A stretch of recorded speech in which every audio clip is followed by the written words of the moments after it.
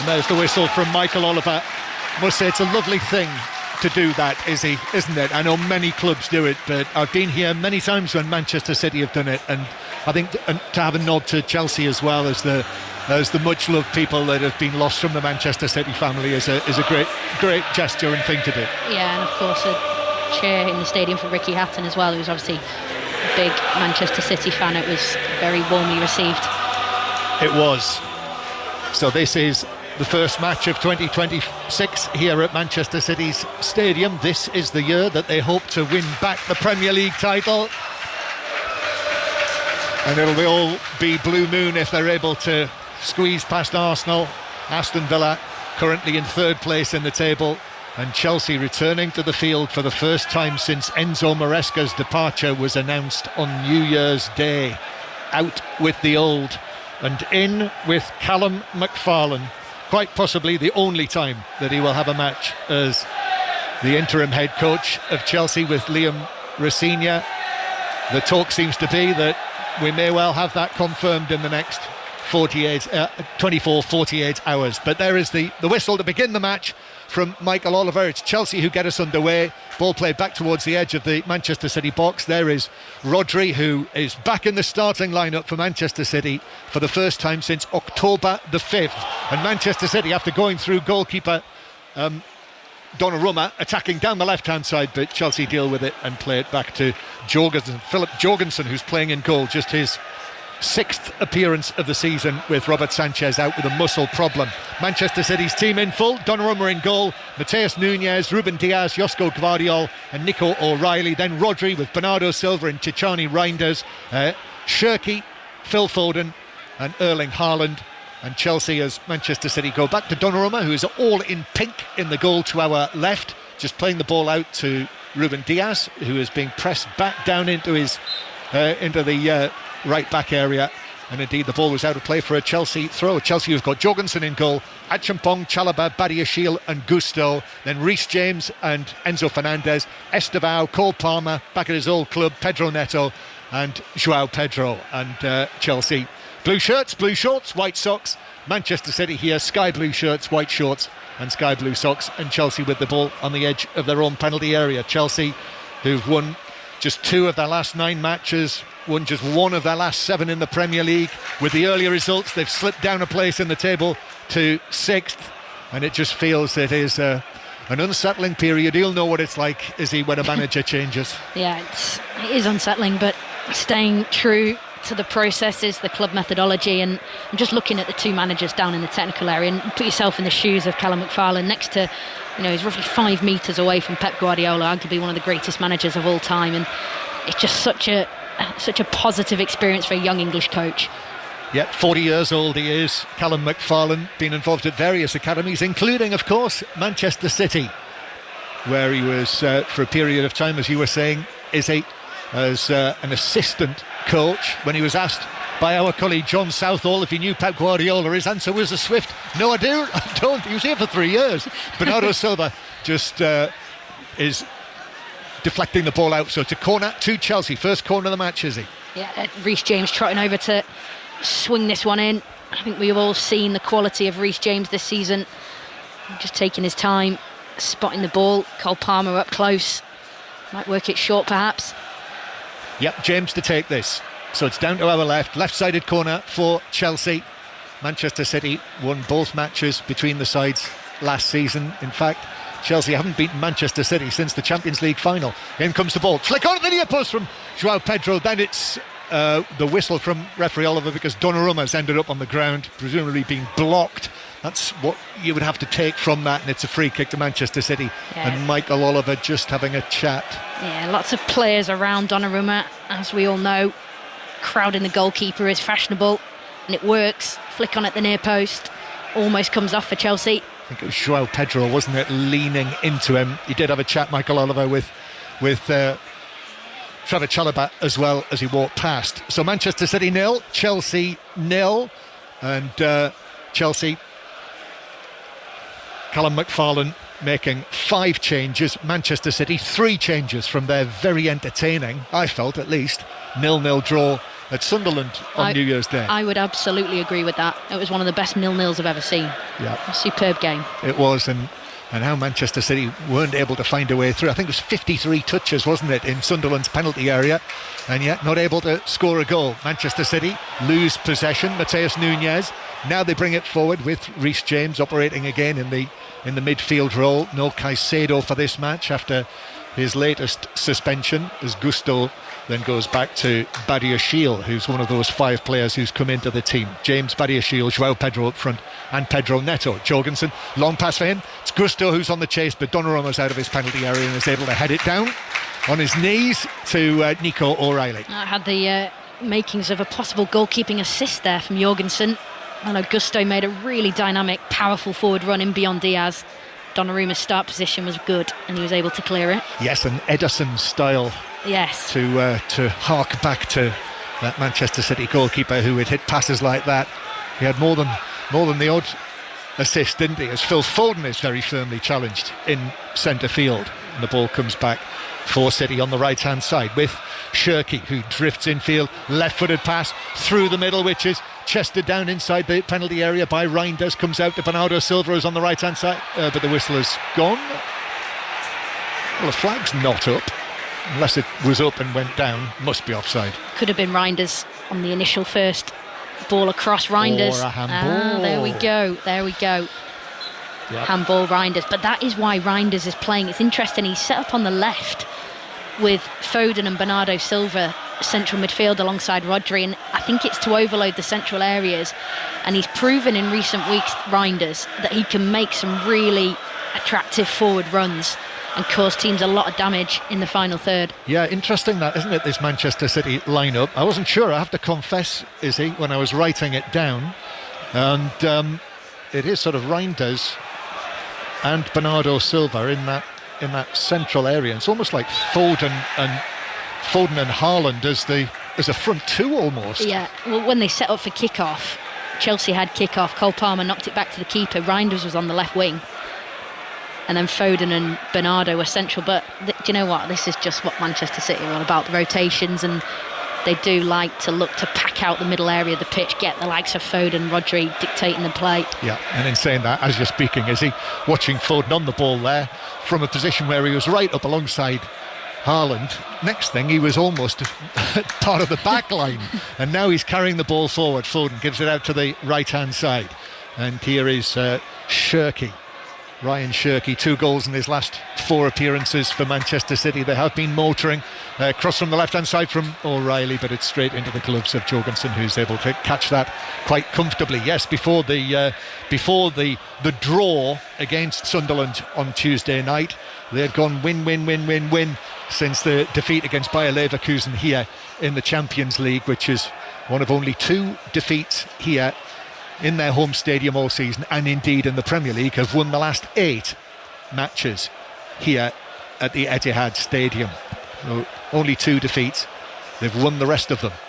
Here is Gvardiol, plays the ball back towards the halfway line, and Manchester City go back into their own half. So this is BBC Radio 5 Live on this Premier League Sunday, slightly different with it being a 5:30 kick-off this weekend.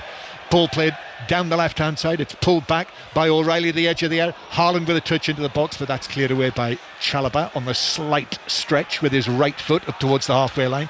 João Pedro tangling with it with Mateus Nunes, and then Manchester City back with it with Rodri, who passes it forward. As I say, his first start since October the 5th when he got injured at Brentford, but only his 10th appearance in all for Manchester City this season, and it is timely as well, with Gonzalez picking up a problem. Ball stabbed forward into the penalty area by Reinders, but overhit, and it's through for Jorgensen, and it is Manchester City 0, Chelsea 0. Izzy Christiansen. Yeah, sharp, snappy play in the midfield there for Manchester City. They're just looking to find sort of tight central combinations to make their way into the Chelsea back line. Badiashile and Chalobah have to have their wits about them.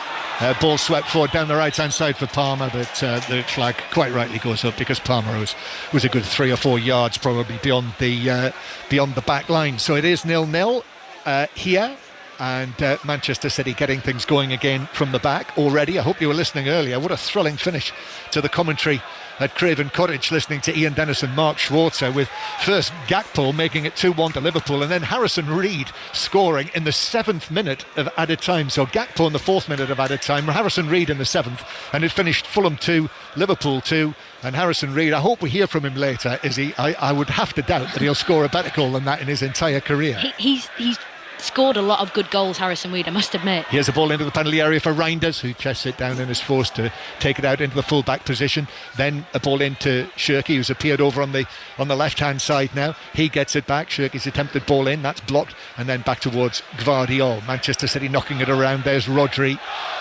Rodri doing what Rodri does, just economical, quick pass to a teammate. Now it's with Bernardo Silva on the right-hand side. Mateus Nunes.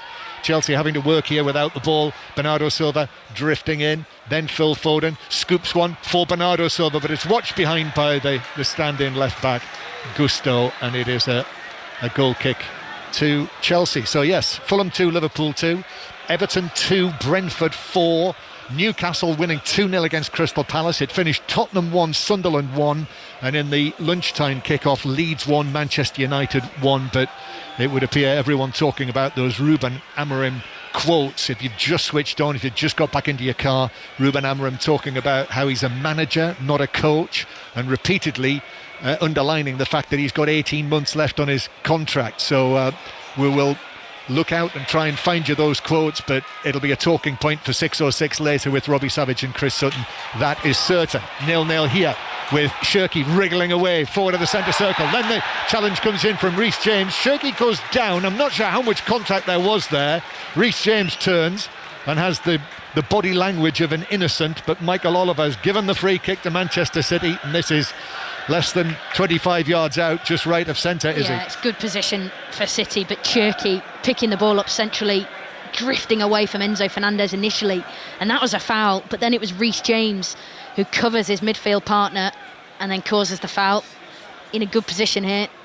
Just stepped into him, didn't he? Yeah. He didn't get the ball. No, he didn't. Cherki on the ball, my word, his feet like Velcro with the football. It just sticks. He moves with it so well. He is a great new favourite of the Manchester City supporters. I know that much. This 22-year-old signed from Lyon. Do you know well, is he, from your time there? I actually saw him play many a time for Lyon while I was over there, and I thought, what a talent. Well, he must have been in his teens then. He was. Yeah. Free kick. Phil Foden standing to the right of the ball, and Shirky to the left. They just have a glance at one another. Foden might be the favourite. Let's see. The wall, 2 strides inside the penalty area. Shirky raises his arm. It is Shirky who clips it in, and it comes off the leg of Enzo Fernandez for Chelsea, which takes it beyond the far post and behind for a corner to Manchester City. Yeah, it was Cherki that took it. Foden was over the ball as well, but they've just gone for a little dink, trying to find Diaz at the back post, and it's close. It really almost finds Diaz for a tap, and it would have been. Shirky had to go and get the ball from the behind the photographers in front of the hoardings next to the Chelsea fans, and was just waving his arms in the air. I don't know whether something was said there, or whether he was just trying to whip up the Manchester City fans. We'll see. So Shirky to take it. Michael Oliver's just been sorting things out inside the penalty area. So right-footed corner from the left-hand side. Here it is, and it's headed away by Chalobah, who's able to get to that quite comfortably. Good distance on it. In fact, here is Cole Palmer, the former Manchester City youngster. Plays it into the body of Foden, appealed for the handball, and gets it from Michael Oliver. So a free kick to Chelsea, 5 yards inside their own half, and they've survived that little period of pressure. Yeah, I was actually quite alarmed at Manchester City. Firstly, the delivery from Cherki wasn't great. The ball moves out for an attacking transition for Chelsea, and it was far too easy. Manchester City should have locked it up, kept it in Chelsea's half, but just seen Pep Guardiola turn around there with their set-piece coach, looking a little bit angry. I just wonder whether he wasn't happy with that whole routine in itself. Manchester City 0, Chelsea 0. Pep Guardiola standing there. His 1012th match as a manager with his various teams, against Callum McFarlane, who is on 1. The ball played out by Jorgensen. Gusto wins the header, comes down for James, but There is Bernardo Silva onto the ball this time for Manchester City, and they win it back. And Chelsea have been quite passive in the opening stages of this match, and it's back to the halfway line. Mateus Nunes just rolls his foot over the top of that yellow ball, gives it to Ruben Diaz. Manchester City know that they have to win this to get themselves back to within 4 points of Arsenal after their good win yesterday. Guardiola playing it infield towards Reinders. Now Rodri with a chance to carry the ball forward, left-footed pass out to the right-hand side. That's taken down by Bernardo Silva. Bernardo Silva flicks it back. Then Mateus Nunes, right-footed cross in towards the back post. There's nobody there in either colour of blue, and eventually Chelsea will be able to clear it away with Acheampong, who knocks it back into the box. Then there's a ball up to Joao Pedro, but Guardiola is quickly onto that to get possession back for Manchester City. Yeah, it was well policed by Guardiola there. Chelsea are just looking to absorb a bit of pressure here. They're very comfortable being kind of quite calm, sort of reducing Manchester City to how many teams set up against City, which is a sort of a mid to deep block, denying spaces, making them work really hard to penetrate them, and then Chelsea are just looking to go forward nice and quick. Important Manchester City on their guard to stop that, like Guardiola did just there. Manchester City 0, Chelsea 0. We'll tell you at half-time when the lines are open for 6:06. It'll be around about 7:30 that Robbie Savage and Chris Sutton will be on the air, but as usual you can book your call, hashtag BBC 606. Certainly if you're a Manchester United supporter and you've heard those quotes from Ruben Amorim. The big scores in the Championship today: Coventry losing 3-2 at Birmingham, and Middlesbrough back on form, 4-0 win against Southampton. So it's a 6-point gap that Coventry have over Middlesbrough at the top of the Championship. Still Morocco 1, Tanzania 0 in that first match of the day at the Africa Cup of Nations. The hosts, South Africa, Cameroon tonight. And Manchester City with the ball in the centre circle. We'll round up everything for you at half-time. Obviously all of the top football up and down the country. Gusto wins the ball back. Still no Cucurella for Chelsea on the injured list. Now Enzo Fernandez as he comes forward. Gusto makes himself available, but in comes the tackle to put it out of play, with Mateus Nunes going to ground on this cold afternoon. Coldest afternoon of the season so far in England, I would say. Is he? Yeah, it was freezing. Yeah, real wintry feel coming to the Etihad today, with snow clouds rolling into the northwest of England as well. We've had a couple of flurries, but no snow on the ground. It's a green pitch down there, and it's Acheampong who carries the ball forward for Chelsea, but it breaks down for him. Comes back to Cole Palmer though. Cole Palmer gliding as he does, then giving the ball back to the right hand side. Estevao and Palmer together, the two of them. Palmer looking for Estevao, touch back out of the penalty area, and then Estevao commits the foul on Phil Foden, who drew it from him, shielding the ball, and it's a free kick to Manchester City. Yeah, clever from Foden. It was Chelsea's turn to attack and be patient, and just a very uncharacteristically loose pass from Cole Palmer. Foden intercepted. Really good at reading the play, Phil Foden, even when he's in those sort of defensive areas.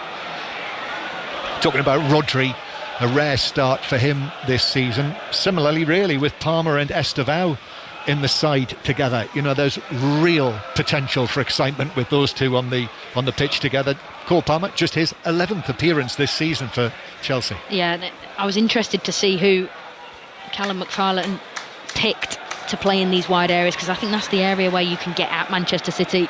Bernardo Silva pulls the ball down brilliantly on the right wing for Manchester City. Then in comes the pass from Mateus Nunes, but headed away on the edge of the box by Badiashile. Then Mateus Nunes wins a 50-50 with Joao Pedro, but Chelsea win it back. Enzo Fernandez, now it's Joao Pedro again. Pedro Neto in the middle, but decent challenge from Rodri does enough to make sure that the pass from Joao Pedro goes astray, and Manchester City have got it back. And Bernardo Silva wins a throw-in for Manchester City off Joao Pedro. Just interested to see that Pedro Neto and Estevao get the nod in those wide areas, because I thought Sunderland, the damage they did to Manchester City in wide areas was a lot. And I think that Nunes, obviously not naturally a right back, but he's moving into the role quite well. But I just thought that's going to be a key area for Chelsea to get at Manchester City tonight, with the pace, with Estevao and Neto, and even Garnacho who's on the bench. Yes, we don't really talk about Mateus Nunes, really. in that right back position anymore because he's played there so frequently and he is now comfortable in that role. And I think that's classic Pep Guardiola, isn't it? From a period of time where you thought he's not a right back, whereas now you do. You're spot on because of the amount of games he's played there, but the way I see it, I don't see many natural sort of assets to him playing there. I get it, he's doing a job for the team, but there's a few frailties I see with his game. Manchester City lose possession, and so Enzo Fernandez plays it out to the left-hand side. Pedro Neto now is running at Mateus Nunes, takes him on, does get the crossover, hits Diaz, shot from Estevao, that's blocked inside the penalty area, and then it bounces away out into the left-back area, the Manchester City left-back area. Estevao, so far, he scored just the one goal in the Premier League. Estevao, that exciting late winner against Liverpool at Stamford Bridge.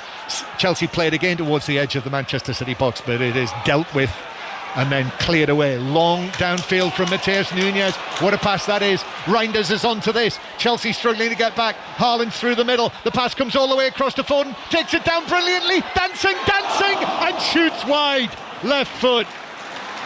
That would have been some goal, but Foden hit it wide. He's saying that it took a deflection. It should be a corner, but Michael Oliver says no, goal kick. Oh my word, what a bit of play that was for Manchester City. Back to front in less than 3 seconds, I'd imagine, with that long ball by Mateus Nunes. Superb vision into the path of Foden from Reinders. Foden's first touch is exquisite.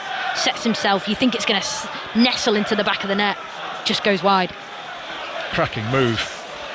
Mateus Nunes with a long pass. Great vision actually to see the run of Reinders. Chelsea was struggling to deal with that. That would have been some goal if Foden had been able to bury it. There were defenders back by then trying to find a position, but in the end shot wide. Chelsea had the chance with Estevao at the other end before that. Estevao and Neto combining, and that pass from Mateus Nunes from right back, it reminded me of something Trent Alexander-Arnold would do. That is a great shout. So maybe he is a right back. Maybe he is. Maybe he is. Manchester City 0, Chelsea 0. BBC Radio 5 live from the Etihad. No snow at the moment, but I suspect a flurry isn't too far away. What do you reckon the temperature is? I would say certainly -1. It's certainly minus, isn't it? Definitely. It was -4 this morning, Manchester Central area. Yeah.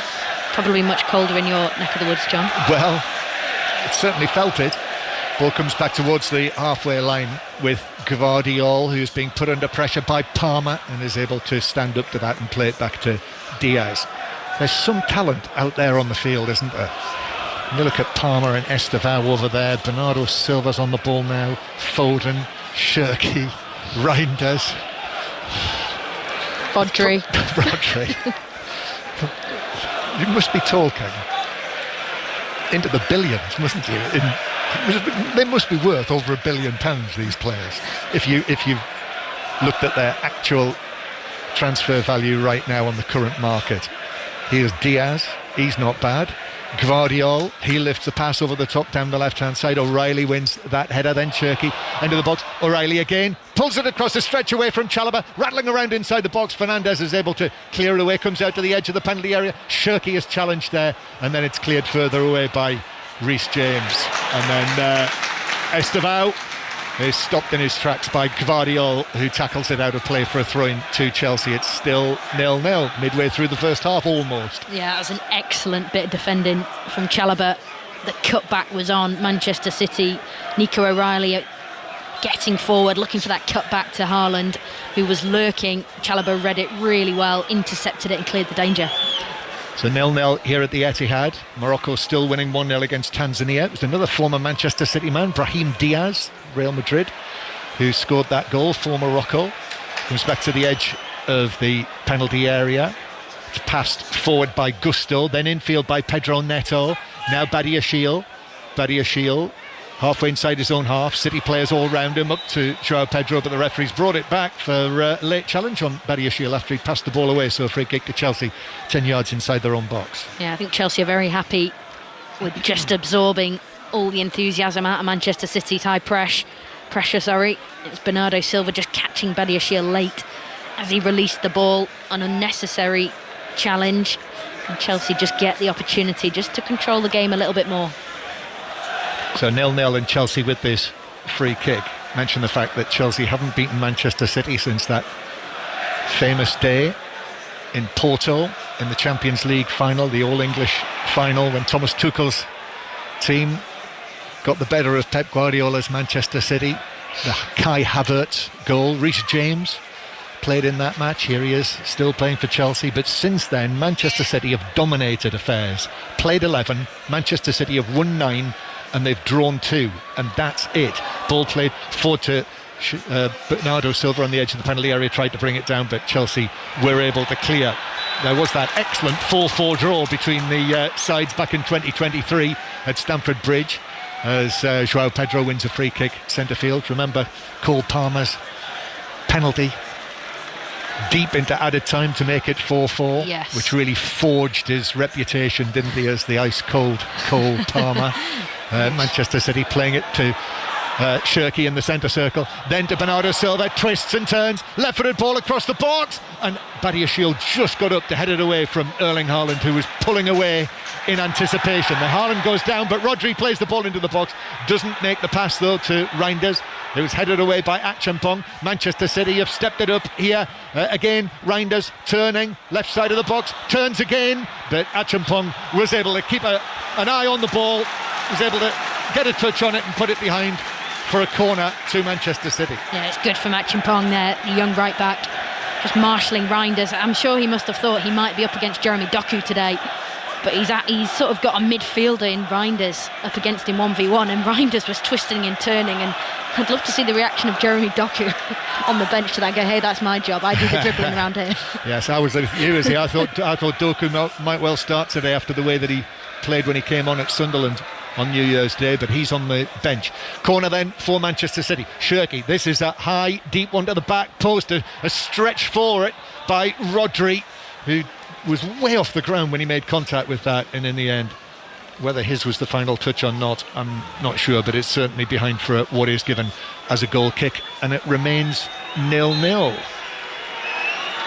So Chelsea are just organising what they're doing with this goal kick, and you can hear the Manchester City supporters getting onto them.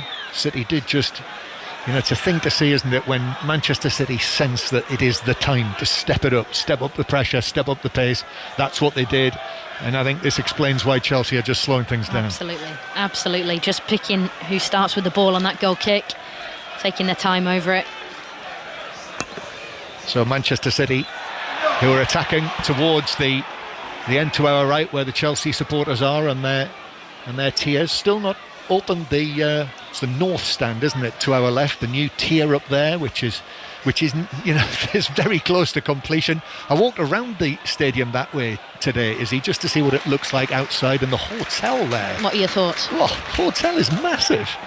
I couldn't believe it.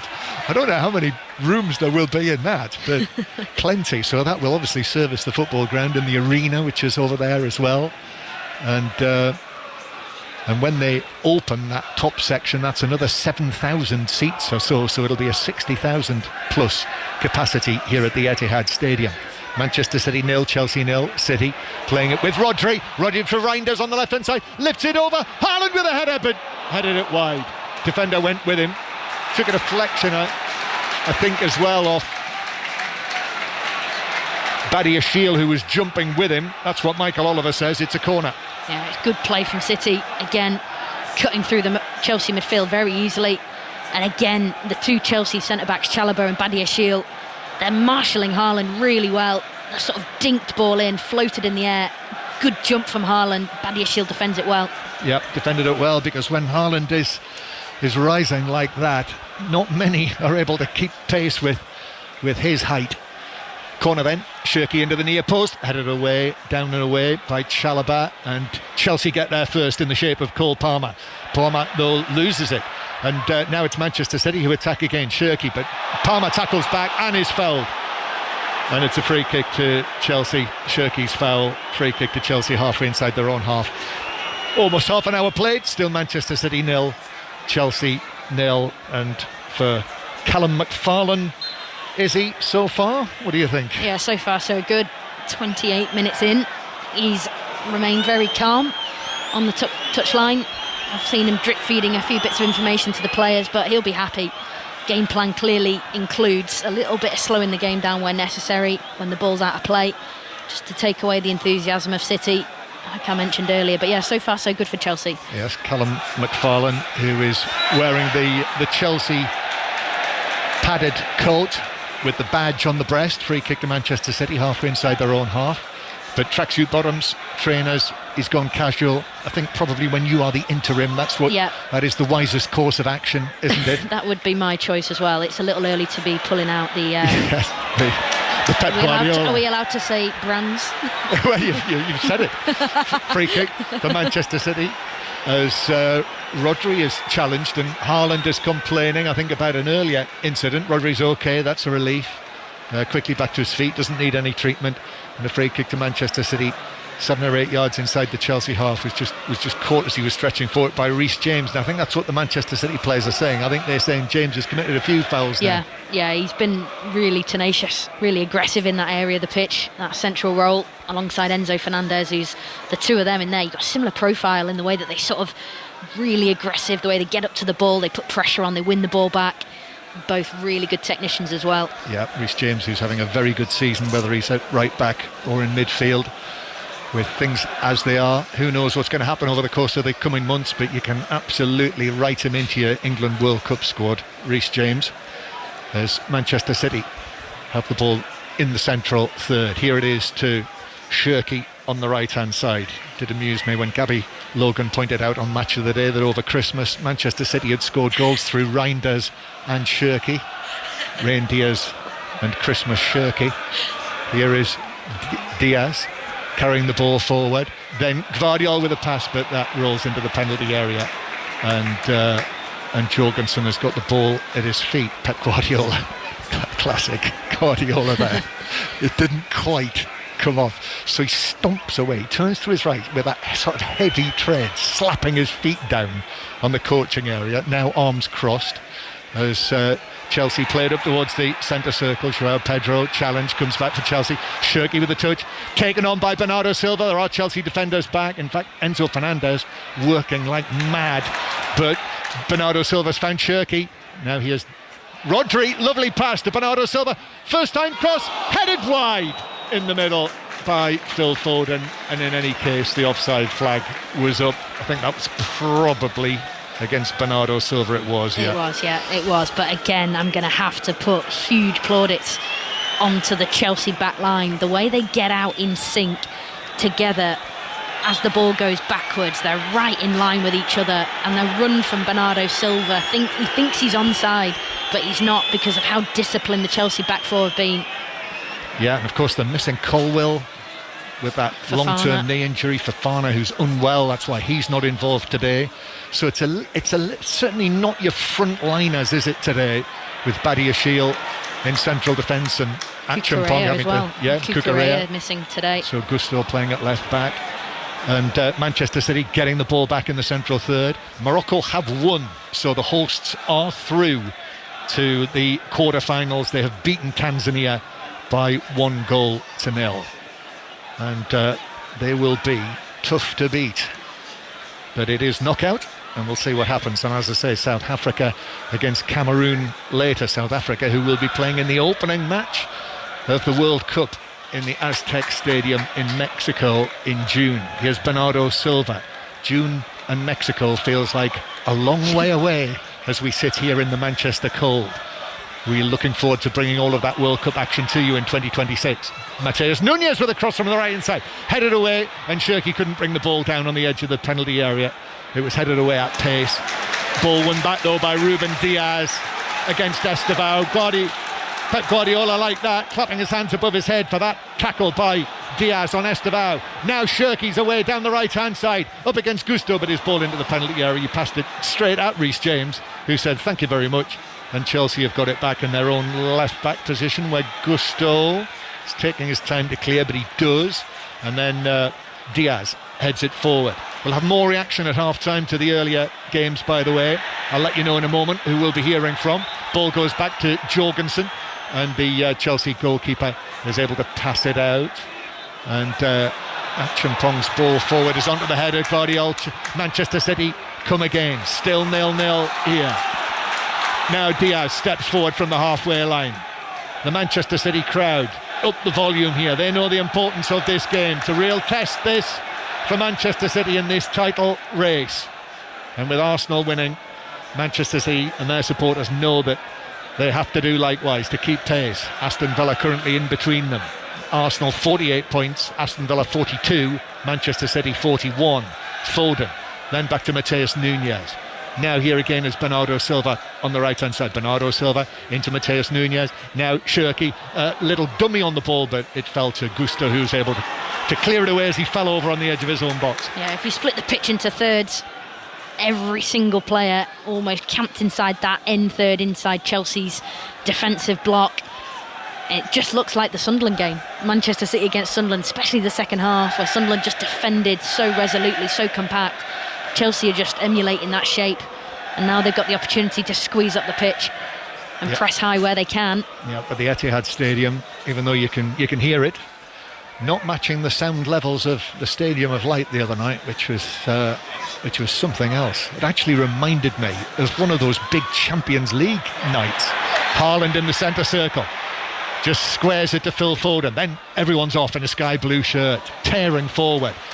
Shirky gets it on the right hand side, but Enzo Fernandez is in on the challenge, and one of the Callum McFarlane coaching staff comes forward and claps his hands. He's enlisted the assistance of more of the Chelsea under-21 team coaching staff after the departure of everyone actually from Enzo Maresco's team, apart from Bernardo Cueva, the set-piece specialist.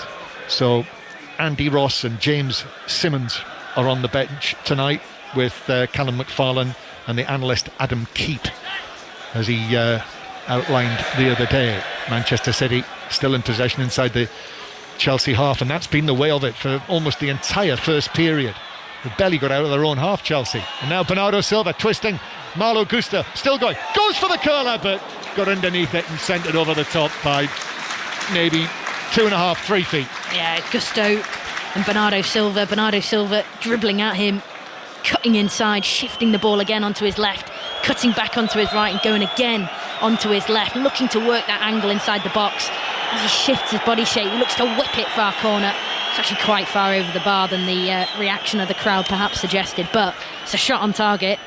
Well, is it on target? No, it's not, but it's an attempt, and that has definitely lifted the crowd. I think just the one attempt at the other end from the blocked shot from Estevao, and Achampong is dispossessed, and now it is Rodri bringing it forward, cuts it back to the edge of the penalty area, but Enzo Fernandez was able to step in against Reinders, and the ball deflected back harmlessly from a Chelsea point of view to their goalkeeper. So 0-0 it is. Less than 10 minutes to go to half-time. BBC Radio 5 Live.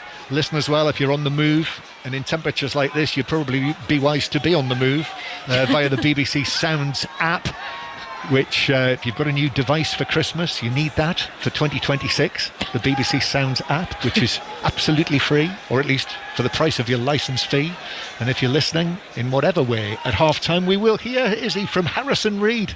He's going to be on at half-time after his brilliant goal to make it 2-2 at Craven Cottage against Liverpool. We'll hear from Arne Slot as well. Thomas Frank, the Tottenham manager, after their 1-1 draw again against Sunderland. Manchester City, flick from Foden, now Haaland with a chance, it's deflected. Oh, good save, Jorgensen. The deflection, I thought it was going to take it up and over the top of Jorgensen, and he did well there, because I think he'd already left the ground and somehow managed to stay in the dive to his left and threw his right arm up and deflected it wide. Yeah, it comes off Chalobah. Really quick attack from Manchester City. The ball just drops in midfield. Rodri heads it forward into Foden, who plays it into Haaland, and it is a superb save from Jorgensen just to tip it round the post. Like you say, John, he was moving already, so he had to adjust in the air. Big save. So it's another corner to Manchester City. It's still 0-0 on 5 Live. Foden, it's a deep one. Rodri and Gvardiol were together. I think they got in one another's way there. It was headed down and Chelsea were able to clear it. We're also going to hear from Keith Andrews at half-time after their excellent win at Everton by 4-2. What a season his stock, if you can imagine the graph, The line is absolutely heading towards the ceiling, isn't Upward it? trajectory, to say the least. Superb job he is doing.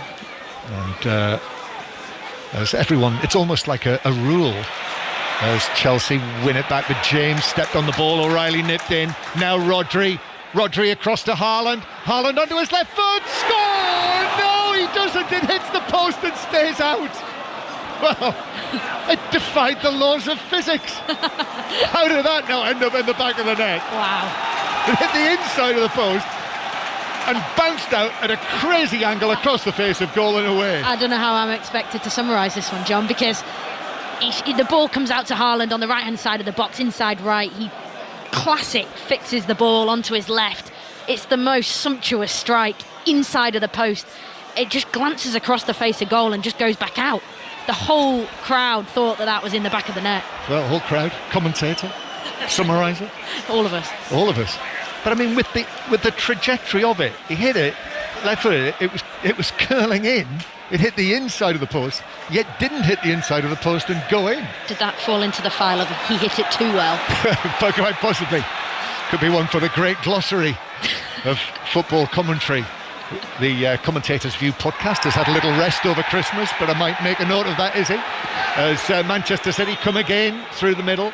Foden back out to the right-hand side. Here's Shirky now running at Gusto, and then goes for goal.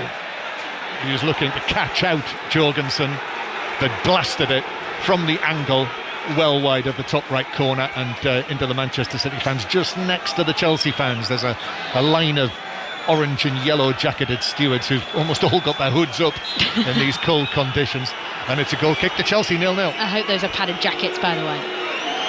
Well, I wouldn't bet on it, and I think the Manchester City fans were unhappy about a challenge by Palmer on the far side of the field in the build-up to that, just as that move was getting underway, as some of the substitutes just appeared down in front of us. It's absolute snood and hat central, as Donnarumma, passing the ball out from the back, almost passed it straight to Estevao, who was 2 yards out, and now it's won back by Enzo Fernandez. James to Palmer. Palmer though got the ball caught underneath his feet, and Rodri was in with the challenge. And one pass forward there from Shirky. If he'd been able to play that, Manchester City I think would have had possibly 4-on-2, 4-on-3, but it was intercepted. Yeah, the tackle from Achipong was absolutely crucial. Now it's Shirky through the middle, bounces off Badiashile. Reinders in the box, still Reinders, left foot, scores! High into the net, super finish, over the top of Jorgensen, and Manchester City do find the goal just before half-time. It's Reinders, and it's Manchester City 1, Chelsea 0. And Reinders scoring in a third consecutive start for Manchester City. Well, it felt like something was coming, and Manchester City have had the best of the last 10 minutes or so in terms of chances, and Reinders, who is playing in that sort of inside left channel, finds himself in the box. The ball turns over in midfield, it's a little bit loose, but Manchester City attack really quickly. Reinders getting himself forward into a really nice little position, comes back off a Chelsea defender, shifts it onto his left, and bang, into the back of the net. Super finish from the midfielder.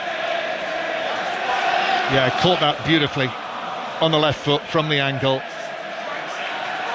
When you hit a ball as well as that, he was up against Badiashile. I mean, it's in a flash, and you could say Jorgensen at his near post, but I don't think there's a great deal he can do about that. No, it's one of those fast, hard finishes at the near post where the goalkeeper can get set. He has to sort of cover it, but you also have to be aware of the other side of the goal and let your defenders defend. And I must say, the Chelsea centre-backs in particular have been absolutely outstanding. But Badiashile then, he was done by Reinders. Yes, he was. As we said, Chelsea just with injuries in the defensive department. So Callum McFarlane's Chelsea are 1-0 down to Pep Guardiola's Manchester City, and the goals are coming for Reinders as Haaland goes down after the challenge from it's Reece James again, isn't it? Gusto and James were coming in together to make the challenge. Haaland ends up on the ground, and I think he's okay. He stayed down. Pep Guardiola has taken the opportunity to call across Phil Foden and Diaz just while Haaland is recovering from this. No, he won't need the physios, is he? And Guardiola, as a result, has used that as a little time to speak to Foden and Diaz. Yeah, I think that from watching Foden and Guardiola, I think there's a message Guardiola's been trying to get to Foden for the last 10-15 minutes or so. I think it's something in the press, but still, just watching that challenge back from Gusto on Haaland, that was not very nice at all. It's a bit of an ankle cruncher. Okay. Not worthy of a red. Do you think? Possibly not, but close. Not far off. Okay.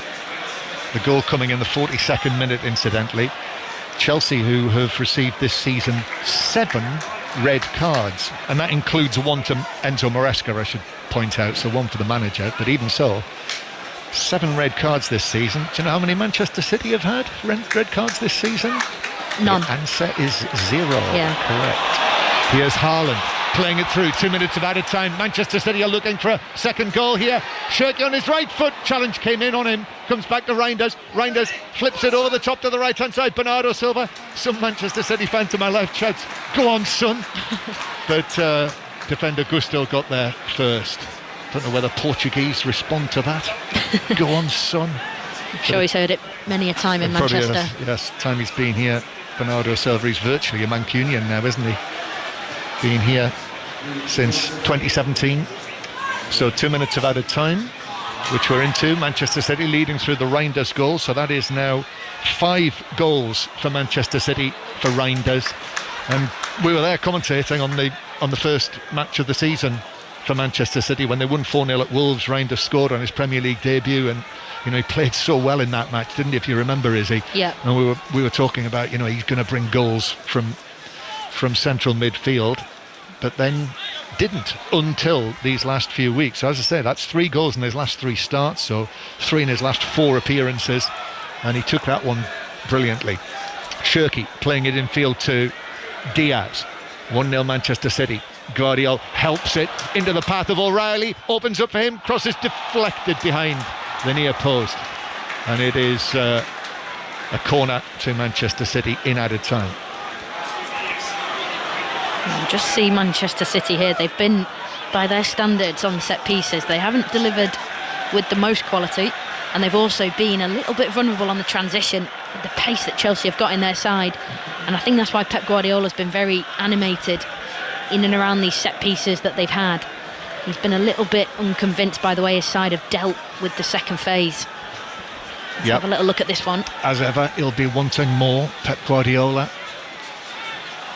So a corner from the left. Cherki to take it into the 6-yard box. Oh, it was cleared away on the edge of the 6-yard area. Then Foden with a shot from, what's that, probably 14 yards out. But there were a lot of players in front of him in both colours of blue. He tried to hit it under the crossbar, but hit it over the top. Yeah, it's a bit like a snapshot like Gabriel yesterday against Bournemouth. That sort of ball that drops in and around the box. Super finish from him, by the way, and Foden there snatching at that one, goes over the bar. Yes, the half-time whistle goes as the goal kick is taken by Jorgensen. So yes, Pep Guardiola marches away down the tunnel. I mean, Callum McFarlane, in his matches, the interim head coach, he has barely seen his Chelsea team get out of their own half. And actually the Chelsea players is just gathering together on the pitch and letting Manchester City go down the tunnel first. Yeah, interesting. They're not going down the tunnel straight away. Enzo Fernandez is holding court a little bit, waiting. Are they all going to go in together or something, or are they going to have a little chat? Leaving the field together, or they may be avoiding any confrontations that might occur in the tunnel. I don't know. It's quite unusual. Actually stayed on the pitch as well, and then eventually Jorgensen joined them, and off they go down the tunnel together as a group. Quite unusual. Anyway, just the one goal, but Manchester City deserve to be in front. Yeah, they do. I think they've been pretty dominant. Chelsea have had little moments where they've looked threatening, but I think Manchester City, they've had majority of possession. They've put a lot onto Chelsea, made them defend a lot deep in their half, and they got their goal to satisfy that first half of Pep Guardiola. Yep, so Tijjani Reinders scoring at Manchester City 1, Chelsea 0 at half-time here. And John, one more for the glossary. Go on. Is the post still shaking? Is the post still shaking? It's usually the bar, isn't it, that shakes? Is the bar still shaking? Well, not when Erling Haaland smashes it like that. Well, that's true, Yeah. Better in my head.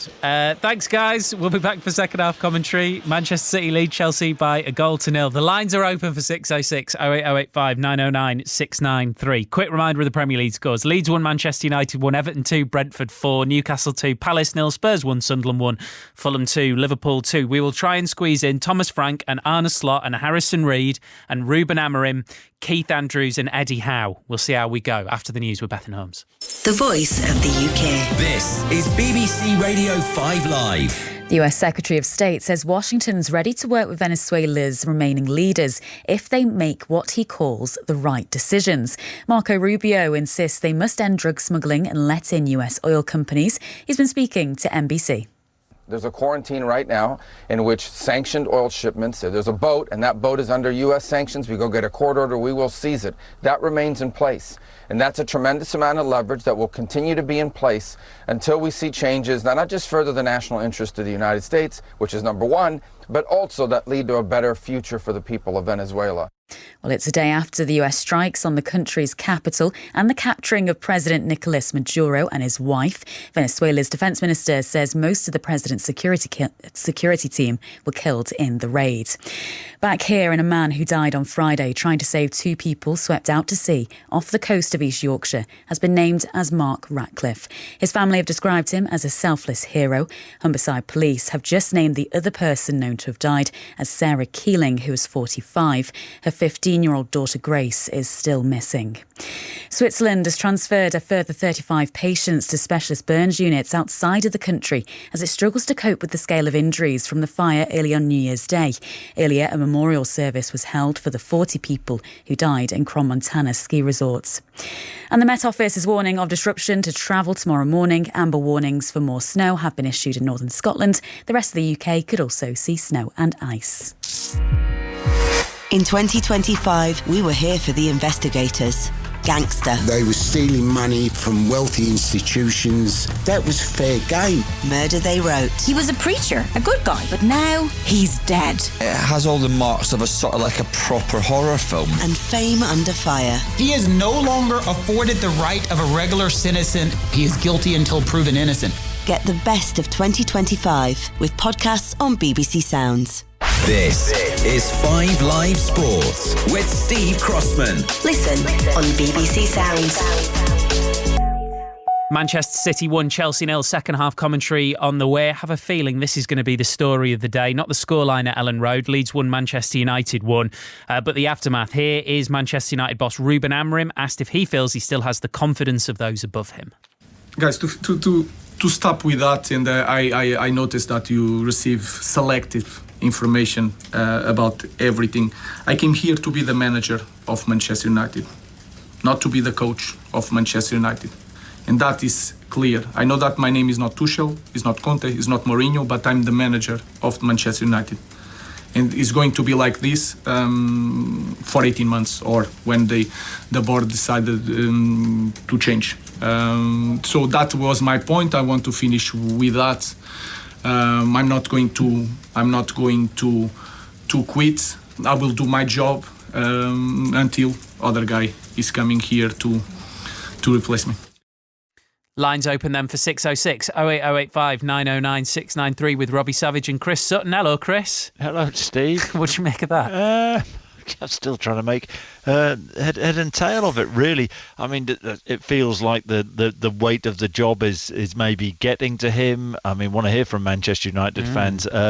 He's clearly not happy about something. He's saying he's not a puppet. I thought it was really interesting. I'm not going to quit. Who suggested that he was? So, has he been undermined from above? He's certainly not getting what he wants. So, I mean, it was remarkable, really. I mean, they've actually this season. I mean, you can view it in a number of different ways, but they've sort of consolidated under Ruben Amorim. But back me or sack me, isn't it, Chris? Yeah, well, it sort of looks like that, but. It's Enzo Maresca. Exactly that. Maresca, he came out and kicked off, didn't he? When he, said it was the worst 48 hours he's had as Chelsea manager. What happened to, a couple of weeks down the line? He's now gone. So, what's going to happen at Manchester United? Harrison Reed, goal of the year. Oh my God! Do you know what? In my predictions, I had 1-1. I was praying for a 1-1, and then Liverpool. Then Gakpo scored, didn't he, at 2-1? You're thinking, oh no, this is it. But that's goal of the season right there. Unbelievable. I mean, Alisson's a brilliant goalkeeper, isn't he? But absolutely no chance. But Liverpool, what I hear from Liverpool fans, I think it's 8 unbeaten they are now. Are things improving, or was that, a really sore one for them today? Are Spurs improving?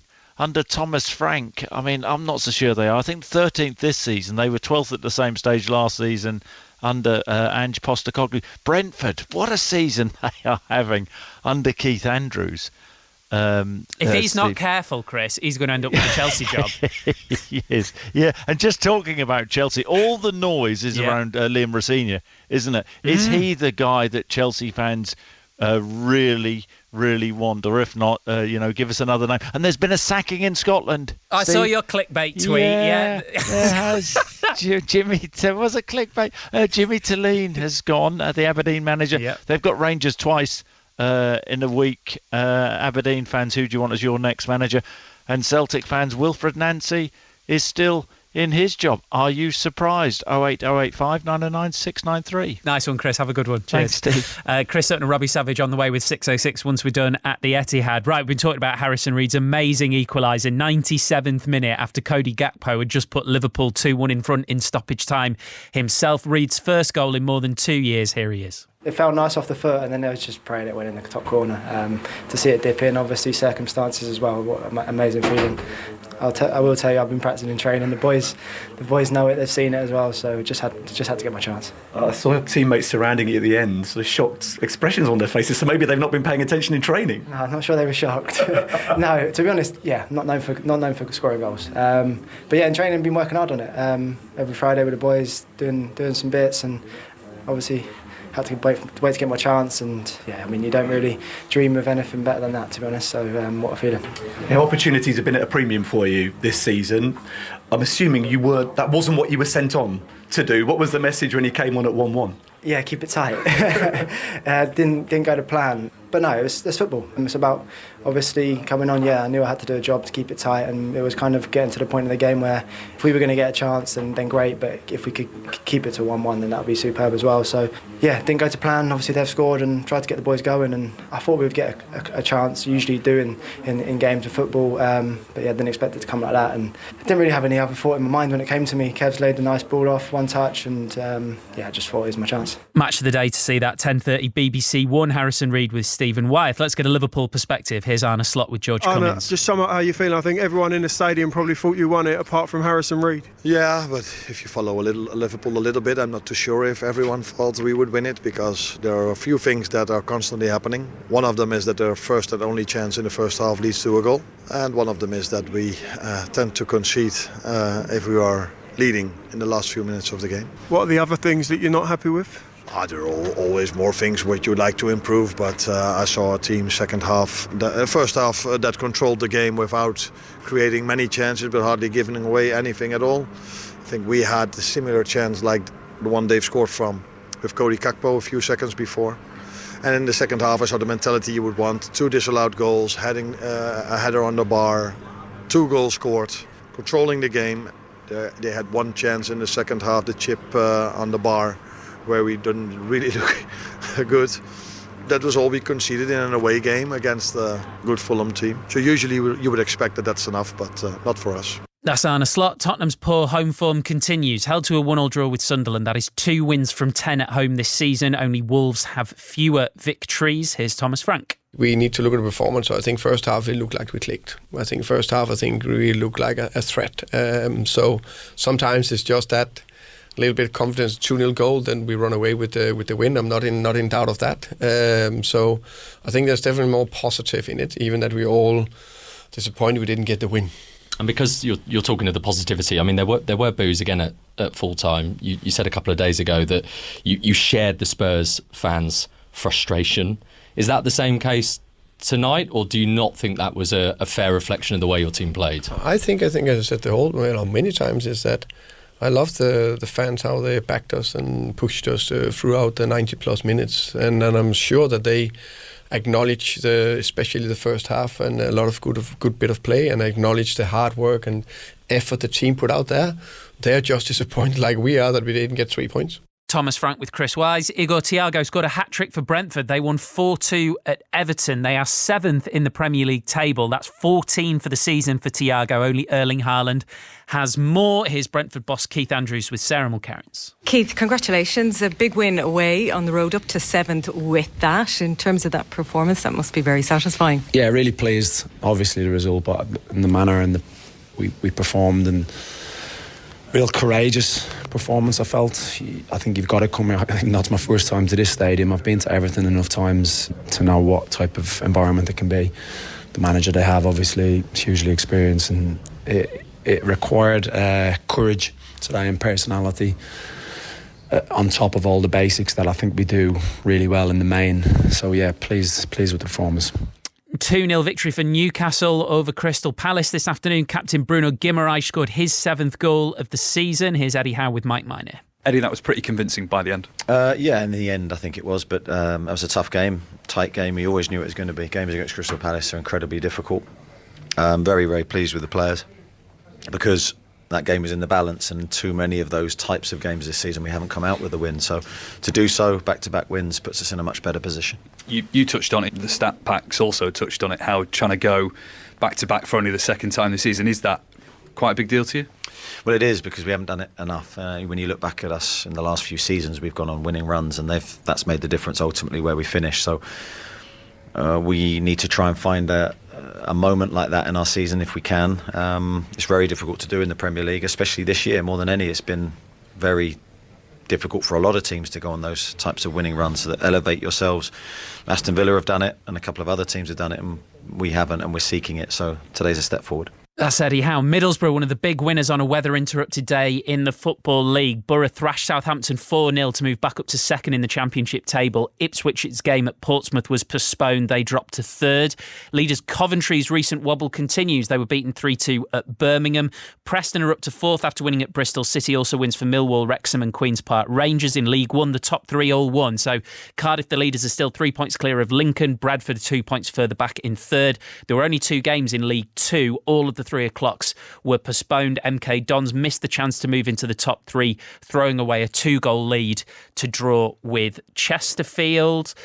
England will resume on 211 for 3 when the second day of the 5th Ashes Test gets underway later. Joe Root and Harry Brook have so far put on 154. Coverage on Sports Extra from 10:45 tonight. Tyson Fury has announced he'll return to boxing in 2026. This brings to an end his latest spell of retirement. He last fought in December last year. That was when he was beaten for a second time by unified champion Alexander Usyk in their heavyweight rematch. And a big win in the Rugby Prem today for Leicester Tigers. Beat Saracens 36-28 at Welford Road. Adam Radwan got 2 of Leicester's 5 tries. Fly half Billy Searle pulled the strings for Leicester. That means that they move up in the table to 5th. They are 2 points behind Bristol, and Saracens are 6th, a further 4 points back. You're up to date. Lines open for 606 08085 909 693. Robbie Savage and Chris Sutton with you. The other side of the second half at the Etihad with Izzy Christensen and correspondent John Murray. Yes, and in these freezing conditions in Manchester at the Etihad Stadium, Chelsea are making Manchester City wait, Izzy. City players are out there in the freezing conditions and doing their best to stay warm. Chelsea were still waiting for them. Yeah, I think the game management techniques are continuing off the pitch. If you just remember before, as the half-time whistle blew, the Chelsea players all assembled before leaving the pitch as one, all 11 of them, which was quite a statement really. I don't know what they were trying to sort of show, but it looked together, I must admit. And all the Manchester City players are out ready to play. Well, the first Chelsea player who's appeared is Andre Santos, who is going to be sent on as a substitute for Estevao. He was substituted, wasn't he, at Estevao against Bournemouth on Tuesday. So whether there is something there, but that's disappointing in terms of the spectacle. Yeah. No offence to Andre Santos. No, I'm sure he'll be ready, firing to get the nod at half-time. But yeah, Estevao kind of struggled to get in the game. I spoke about his pace. We've seen, elements of what that guy can deliver this season already in a Chelsea shirt. He's such a talent.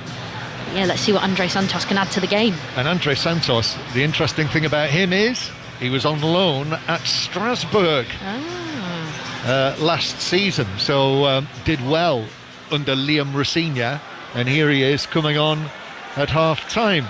So just about ready for the start. We'll have the substitution first. City, as they started, Donnarumma in goal, Mateus Nunes, Ruben Dias, Josko Gvardiol and Nico O'Reilly. Then Rodri, his first start since October the 5th, as Andre Santos trots onto the pitch. And then Tijjani Reinders and Bernardo Silva, Cherki, Foden and Haaland.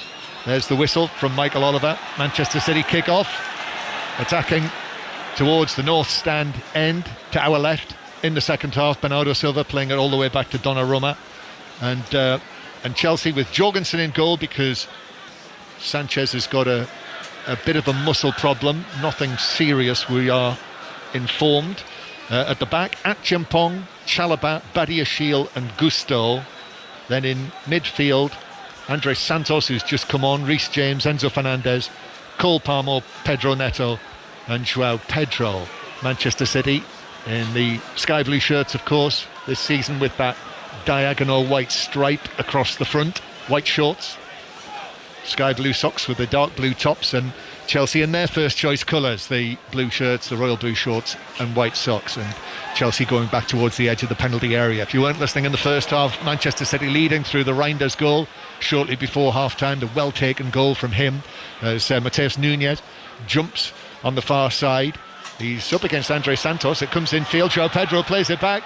Pedro Neto is away inside the penalty area. Pedro Neto with a cross. It's deflected, and it's deflected closer to Donnarumma, who's able to grab it and pat it down and pick it up on the bounce. Yeah, it's the speed of Pedro Neto just being released there early in the second half. Just been a little bit of a reshuffle. Cole Palmer's come out onto the right wing, and Andre Santos has gone into the central midfield role alongside Enzo Fernandez and Reece James. Packs it out a little bit, different sort of role for Cole Palmer out on this right hand side. Yeah, and for Andre Santos for Chelsea, a bit of extra, another body in there against all of the various talents that Manchester City have. As Jorgensen chips the ball away, but Mateus Nunes allows it to bounce. Pedro Neto, he was quiet in the first half, but there again, that's because it was a defensive first 45 minutes from Chelsea. Yeah, it was it was reserved performance, but now they've got to come out a little bit quicker off the blocks. I'm sure we won't see as much time wasting on the dead balls from Chelsea, and they're just getting the ball, fizzing it around a little bit. Cole Palmer almost being that free player for Chelsea to go and pop up where he wants and sort of play and be sort of snappy on the ball like we know he is. That's Izzy Christiansen, England midfielder. Chelsea in possession inside their own half on this cold night. You can feel the cold almost clinging to you as the ball is taken away by Chalobah, but then cuts back. The man in front of us has just started eating a pie. I think it's a chicken pie, and when he dug his fork into the top, the steam that came off it, I thought something was on fire in front of us. It is absolutely piping hot as James is defending the ball against his England colleague Foden. He chips it away, but Manchester City, Rodri with a touch there, but Gusto is then clattered into. Good challenge by Gvardiol, I should say, but Gvardiol has stayed down. Chelsea have got it back. Palmer takes it away from Rodri, and now it is 4 against 3. Palmer through the middle towards the edge of the penalty area, gives it to Pedro Neto, then the turn and work back. Pedro Neto it is with the shot, but he can only work it over the top, left-footed. That was the chance for Chelsea, not taken by Pedro Neto after Enzo Fernandez set it up for him. And there's Enzo Fernandez, I don't know whether somebody said something, Donnarumma towering over Enzo Fernandez. There's a little bit of pushing there, and actually Joao Pedro has gone across to Donnarumma, of all people, to calm him down. It's a really good chance for Chelsea. Enzo Fernandez inside the box, real strength, to fend off the challenge of Matheus Nunes. He cuts it back to Pedro Neto, and honestly, he should score.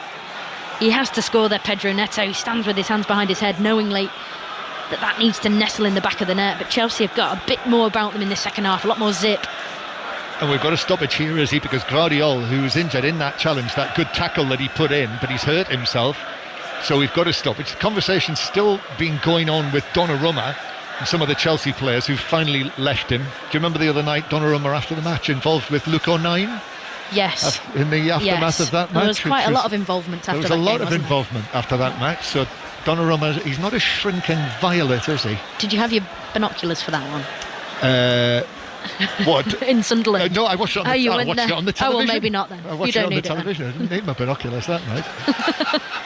Depends how big your living room is. Well, yeah. It's not as big as Mark Chapman. Let's put it that way. Manchester City 1-0 up, and Gvardiol, I think he's in trouble here, isn't he? He's actually walking very gingerly, and he's being helped off. He's got an arm around Reece James and an arm around one of the coaching staff, and Husanov is already ready to come on. So that's it for Gvardiol, it would seem. Yeah, he did. When he made the tackle, he did signal straight away something, and he went down. And Manchester City actually had the chance to put the ball out, but I don't think they knew he was down injured. And then they lost the ball, and it ended up being that Chelsea chance where Pedro Neto nearly scored. So it's the Uzbekistan international Abdukadir Husanov who is coming on, the 21-year-old. Just watching Gvardiol, who's now over the white line, and he is really struggling to walk. He is hobbling badly, and that does not look great. And it was quite an innocent challenge, that tackle that he put in on, who was it in centre field that he put the tackle in? Was it João Pedro or possibly Gusto? I can't remember what I said at the time. Anyway, he's come off worst in that, and we'll have to find out how he is later when we speak to Pep Guardiola and 606. We'll try and do that, I'm sure. 606 lines are open to talk to Robbie Savage and Chris Sutton. Another good win for Forest Green yesterday. Managed to get their match on. So 085 909 693 to talk to Robbie Savage and Chris Sutton. James put under pressure. Good pressing from City, but Rodri has hurt himself in that challenge, and actually it's yellow card for Reece James. Well, what do you make of that? There's been quite a few of those, I must admit, late ones, and it was a really good read of play by Rodri. He just jumps in. Chelsea think they're playing out of the press really nicely, and Rodri just reads it, jumps, wins the ball, and there was a little bit of afters again from Reece James. Just watching a replay, I don't think that can be helped, to be honest with you. I think the momentum, it does look nasty, but I don't think there's any intent there from Reece James, if I'm honest. No, I don't. Rodri was arriving. Reece James is clearing it, which he does, and he puts his foot through the ball, and then, bringing his foot down, stands on Rodri's ankle, which had landed on the ground in front of him. It was another ankle cruncher, it was, I must admit, but I don't think there's any intent there from Reece James. No. And it's good from Rodri again, the midfield sort of reading of the play by him, committing to the high press, jumping into that sort of higher zone, wins the ball back. Man City with a free kick in a good area. It was a good spot by Michael Oliver, yeah, and the right decision. Free kick then for Manchester City, who lead by 1-0. So they are heading on to 44 points with this. Foden takes the free kick in towards the far side of the penalty area. It was Andres Santos who got his head to it, then chased after it, cleared it away downfield, but back to Manchester City.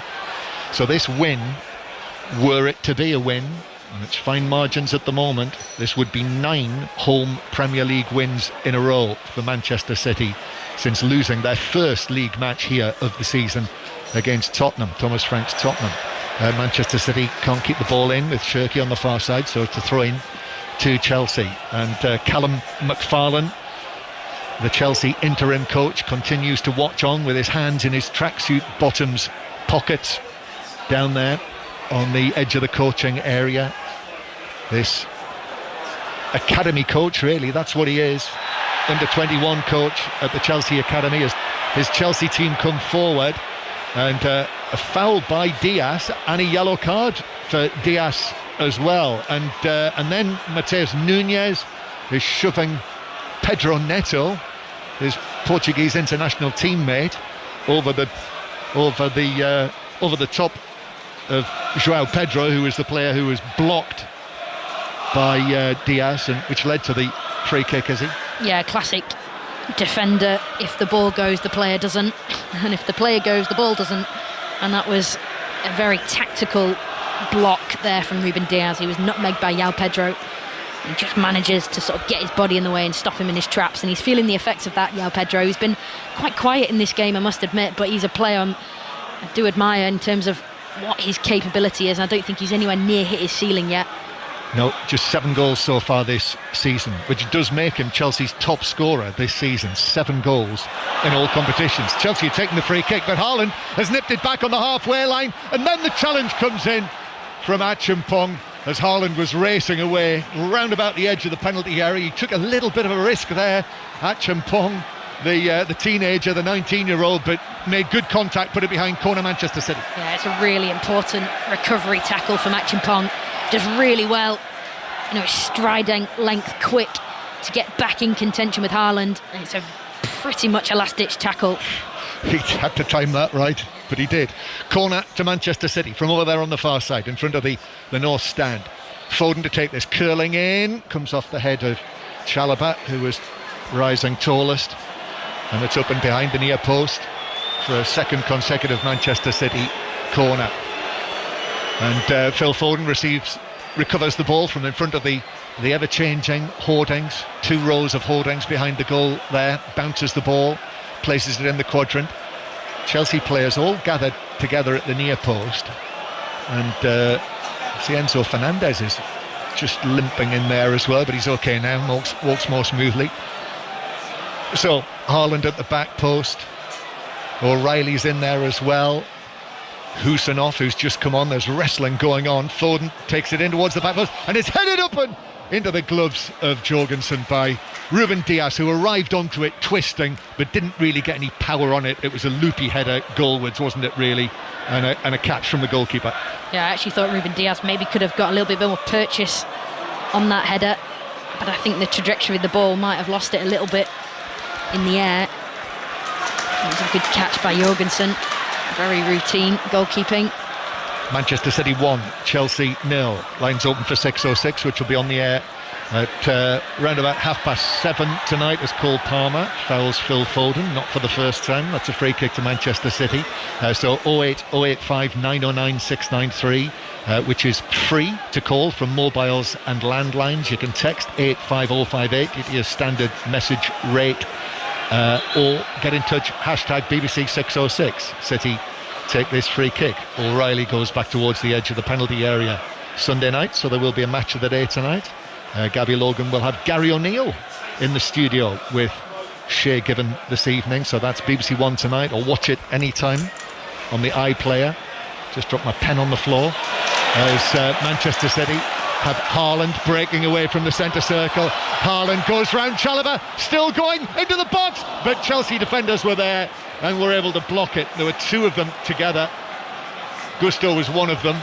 Badiashile was in there as well, but that was typical Erling Haaland, bulling a China shot, just barging his way through with one of those powerful runs where you think, can anyone actually stop him? Well, not when he's running at that speed. Picks the ball up just shy of the halfway line. He just runs direct through the Chelsea defence, tries to shift it onto his left foot, and a really good covering defensive challenge from Badiashile. He's patient, he stands and he blocks the ball. That was net bound for sure from Haaland. It was, so a good block by Chelsea. Manchester City back into their own half. You just sometimes see it's like something out one of the Marvel films, isn't it? When he's rampaging like this, he's crushing everything in his path. But Chelsea were able to stop him in his tracks. Manchester City leading Chelsea by 1-0. Not my favourite genre of films, is it? Shirky playing it over the top. Reinders has got away into the penalty area. Chelsea defenders back. Reinders across. Shirky now, but in comes the challenge from James, who got a little bit of the ball, I think. Michael Oliver was right there in a great position and was absolutely unmoved. And even though the Manchester City supporters, you can hear them, they're booing now, they think it should have been a penalty. I don't see too many of the Manchester City players saying much to Michael Oliver about that. And indeed, I think he's motioning there that he did get the ball. Yeah, it's not a foul. It's not a foul. It's a really good, again, another last-ditch challenge from a Chelsea player, Reece James this time. They just release Reinders again down that left-hand side. The game's open up a lot now, which means there's a lot more space for Man City to play into, like Haaland, like Reinders. But it also means Chelsea can also pose a big threat on the transitions. João Pedro is calling for it. Neto, actually, though, beg your pardon, ball is swung all the way across from the left-hand side from Enzo Fernandez to Neto. Takes it down and then wins a throw-in for Chelsea off Reinders. There's movement for Chelsea. I think a change is in the offing. They've already brought on Andres Santos. Manchester City leading by 1-0. Jorgensen passing the ball out to Andres Santos. Andres Santos still going. Rodri trying to keep pace with him. Gives it to Enzo Fernandez on the overlap there down the left-hand side. Manchester City defend that well, actually. As the run came, we're going to see Liam Delap coming on and Jarrell Harto as well, who's coming back from injury, so it's going to be a double change. Is he? Palmer's ready to take this corner for Chelsea. Yeah, a lot of power coming off the bench for Chelsea here. Delap in particular. It'll be interesting to see what Callum McFarlane's seeing in terms of the game, as to which personnel he's going to bring off. In fact, Palmer has left the corner to be taken over there on the far side by Reece James, who was trying to whip up the Chelsea fans. James gets it back. His cross, though, is hooked away by Haaland. But the offside flag is up, and it's a free kick to Manchester City, deep in their own defensive third. Well, Reece James has managed to whip up the Chelsea fans. It's them making the noise. So here comes Liam Delap, the former Manchester City youngster. Remember, another one like Cole Palmer. So he is coming on. João Pedro off, and Josh Acheampong also coming off, with Harto coming on. Yeah, it's like for like in terms of João Pedro and Delap, two sort of focal points in that number 9 position for Chelsea. And I think Acheampong's been fantastic. I think he's looked really aggressive. A couple of times, a few little mistakes, but not necessarily mistakes, but just out of sync. But big task now for Haito to come back in. Yeah, Harto has had an injury. Last time he played was in the Carabao Cup against Cardiff. What was an atmospheric night at the Cardiff City Stadium. Started that match. So he comes on, so Gusto has come across to right back as Manchester City play forward. And Jorgensen, oh my goodness, plays it across the back line. Santos needed to come in there and help out Harto, who'd just come onto the field and was almost caught out there. However, Haaland now for Manchester City. He shoots. That's blocked on the edge of the area. Reinders nods it forward, and that is going to be shepherded behind by Chalobah. Still 1-0 Manchester City, is he, Christensen? Yeah, there's another chance there for City. Jorgensen there with a bit of an erratic clearance there, just putting his defenders under pressure. Man City high press again, win the ball back, and they just don't punish Chelsea like they know they can. I just wonder whether Pep Guardiola might turn to Jeremy Doku, with Hato coming on at that left back. Oh, given away by Chelsea. Shirky into the box, but Chelsea still had defenders there, and Badiashile was able to block the attempted cross. That was careless. Chelsea cannot afford errors. If they concede a second goal now, you would think that would be it. It would be a Manchester City win, but at 1-0, it's in the balance. As here's Delap into the action for the first time, then plays the return pass for Neto to attempt the run onto, but Husanov comes over and is able to pass it out of play. If you remember, Husanov made his debut for Manchester City here last season, last January, against Chelsea, and had an absolute nightmare. And he gave away the first goal and was substituted early in the second half. But he's grown into the role. Chelsea coming forward. James with the cross, it's over to Lap, and Neto can't get there. Just kept in. Is it? No, it's not kept in on the far side. And it is a goal kick to Manchester City, but we're seeing more from Chelsea just now. Yeah, just starting to turn the screw a little bit. Just interestingly, that sort of recovery tackle from Kusanov, that is him at his very best. He's so quick. He doesn't often get into those foot races because of how high they defend, but my word, when he gets going, he can run. Yes, Husanov, who is just 21 years old. All being well, he'll be going to the World Cup. It was Uzbekistan's first World Cup. And for those who haven't clocked it, their manager is Fabio Cannavaro. So what a man for Husanov to work with as his coach, one of the great central defenders. Ball is back with Jorgensen on the edge of the penalty area. Manchester City 1, Chelsea 0. So Delap up front, didn't really see much from João Pedro, but in the time that he was on the field, it was a rear guard exercise from Manchester City. So Delap onto the field, who's had his injury problems this season, just the one goal so far that he has scored. Good one though against Barcelona. That's not a bad one to have on your resume, but still waiting for his first Premier League goal for Chelsea. Foden with a flick, and Chalobah with hands on the back of Reinders, but no free kick, and Chalobah plays it all the way back to Jorgensen, who will clear from the ground across field. Harto is going to miscontrol that out of play for a throw-in to Manchester City, and the home supporters let him know about it. 25 minutes to go, is he? Yeah, much better from Jorgensen there. His distribution out to Harto, who, yes, he miscontrolled it, but the pass was excellent from Jorgensen. Man City just going high press. Haaland trying to shut off half the pitch with his line of pressure. Jorgensen dealt with it really well.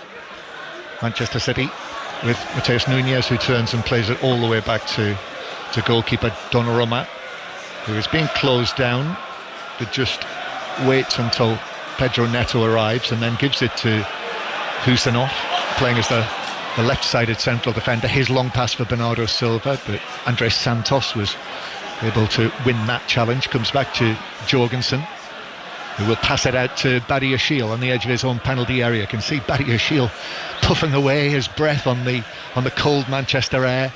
Jorgensen back out towards the left-hand side. Harto back to his goalkeeper, then long from the goalkeeper up towards Delap, who's in what looks like an extremely tight, short-sleeved Chelsea shirt. Delap does well, carries it forward, gives it to Neto inside the penalty area, but Neto just got it caught up underneath his feet. Still Neto all the way across here to Gusto, now over at his more favoured right back position, joining in and helping the attack, but O'Reilly's got a touch on that to clear it partially away for Manchester City, but Reece James is able to arrive on the scene.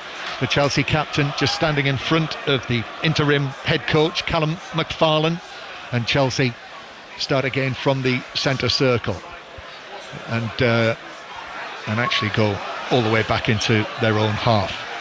So 606 waiting for your calls. 085 909 693. Delap bringing it forward, bounces back to him as the challenges come in on him, and in the end actually Bernardo Silva was well placed, having put in an initial challenge. As it rolled to him, he was able to stop it, get up and take it away, and then give it to Shirky. Haaland waits in the middle. Erling Haaland, who's on 149 goals for Manchester City. Doku is coming on, is he? Next time they get a chance with a quarter of the match to play. I think there's a deep discussion going on though as to who is going to make way for Jeremy Doku. Very interested to see which number goes up. Well, you would think the likelihood would be Reinders, wouldn't you? Positionally, yeah, but I think that Bernardo Silva's starting to look a little fatigued, possibly Cherky. Foden perhaps, I don't know, we'll see. I think we've thrown them all in there. We have. Donnarumma. Here's O'Reilly going back to Husanov, and the ball is played all the way back to Donnarumma. More live sport coming tonight on Sports Extra. The NFL, which is getting to the sharp end. New England against Miami Dolphins will be on Sports Extra from 9 o'clock this evening on your BBC Sounds app. City playing it forward. Shirky has got away from Harto and then squares it. Bernardo Silva wasn't able to arrive on it because the sliding challenge came in the nick of time from Harto. Actually, it was who was tackling back inside the box on Bernardo Silva to snuff out the danger. Yeah, super recovering tackle again from Harto. Cherki, really, really good. Striding into the box. The ball he cuts back is a little bit behind Bernardo Silva, which maybe allows the recovering challenge to happen, but I think you are correct, John, with who's coming off. Well, that is positionally, isn't it? Reinders, who has been playing more as the man over towards the left-hand side. So Doku coming on again, and as we said, the two of us were kind of expecting Doku to be in the starting lineup, but he has just come back from an injury. He'd had 4 matches out before the Sunderland game, so they're just easing him back. But if he shows as much as he did on Tuesday, on New Year's Day night, and Pep Guardiola shows his appreciation there for Reinders, who's scored the only goal, his 5th for Manchester City. There's a hug for him before he disappears to get one of those big coats to sit on the bench, and Doku was on. Yeah, I think Guardiola's just waited to make substitutions. Of course, Doku, especially the City fans, they'd like to have seen Doku on the pitch earlier, but I think he sort of waited for Callum McFarlane to sort of show his cards a little bit with his changes. And then now you've got Doku up against Malo Gusto, who's moved over to his preferred right-back position. It'll almost be like they'll cancel each other out, which is a good asset for Manchester City as Chelsea push on to find an equaliser. Manchester City 1, Chelsea 0 is the score. 5 Live from the BBC. Here is Doku for the first time, plays it past Chalobah, but the cover was there from Reece James, who's able to roll it back with his right foot to Jorgensen. Diaz stoops forward, heads it back into the Chelsea half. Doku now battling for it with Gusto, out of play, throw into Manchester City. Yes, 08085 909 693 to talk to Robbie Savage and Chris Sutton. If you're at any of the games earlier on this afternoon, you'll be back in your warm cars now, no doubt. They'll want to hear from you, certainly, those quotes that we heard again from Ruben Amorim at half-time. Manchester United fans, what do you make of that? As O'Reilly now, Foden takes it on, but as he looked to cut it back, passed it straight to James, and Chelsea are able to clear and counter-attack. Nice touch from Delap, Enzo Fernandez. Here's Pedro Neto on the left-hand side. Chelsea with players pouring forward. Pedro Neto, but City have got defenders back now as well. Harto's joined the attack, and actually it's gone backwards for Chelsea to Santos. Now out towards the left-hand side again. Ball into the penalty area. Delap as well. Shoots goalwards, and it's blocked by the body of Donnarumma. Good save, actually. The angle was tight. Shot straight at the Manchester City goalkeeper who made the save, Delap. Yeah, Delap's been excellent. He's only been on the pitch 5 to 10 minutes, and he's already made a really good impact. And that was again another moment. Really good recovering tackle from Kusanov that sort of spills the ball, deflects it into the path of Donnarumma, makes the save easier, but another big chance for Chelsea. Yes, he's playing catch-up, isn't he, really, Delap, because of the injury that he's had this season. So this is his 14th appearance, 7 starts in all competitions. This is the 7th time he's come off the bench, and as I say, just the 1 goal so far. But he's looked good so far, I must say. He's been a presence, hasn't he? Yeah, he's looked really good, linking play, dropping in, running in behind. Looked really active. Palmer loses out centre field. Ball passed forward by Cherki to Doku. Doku now.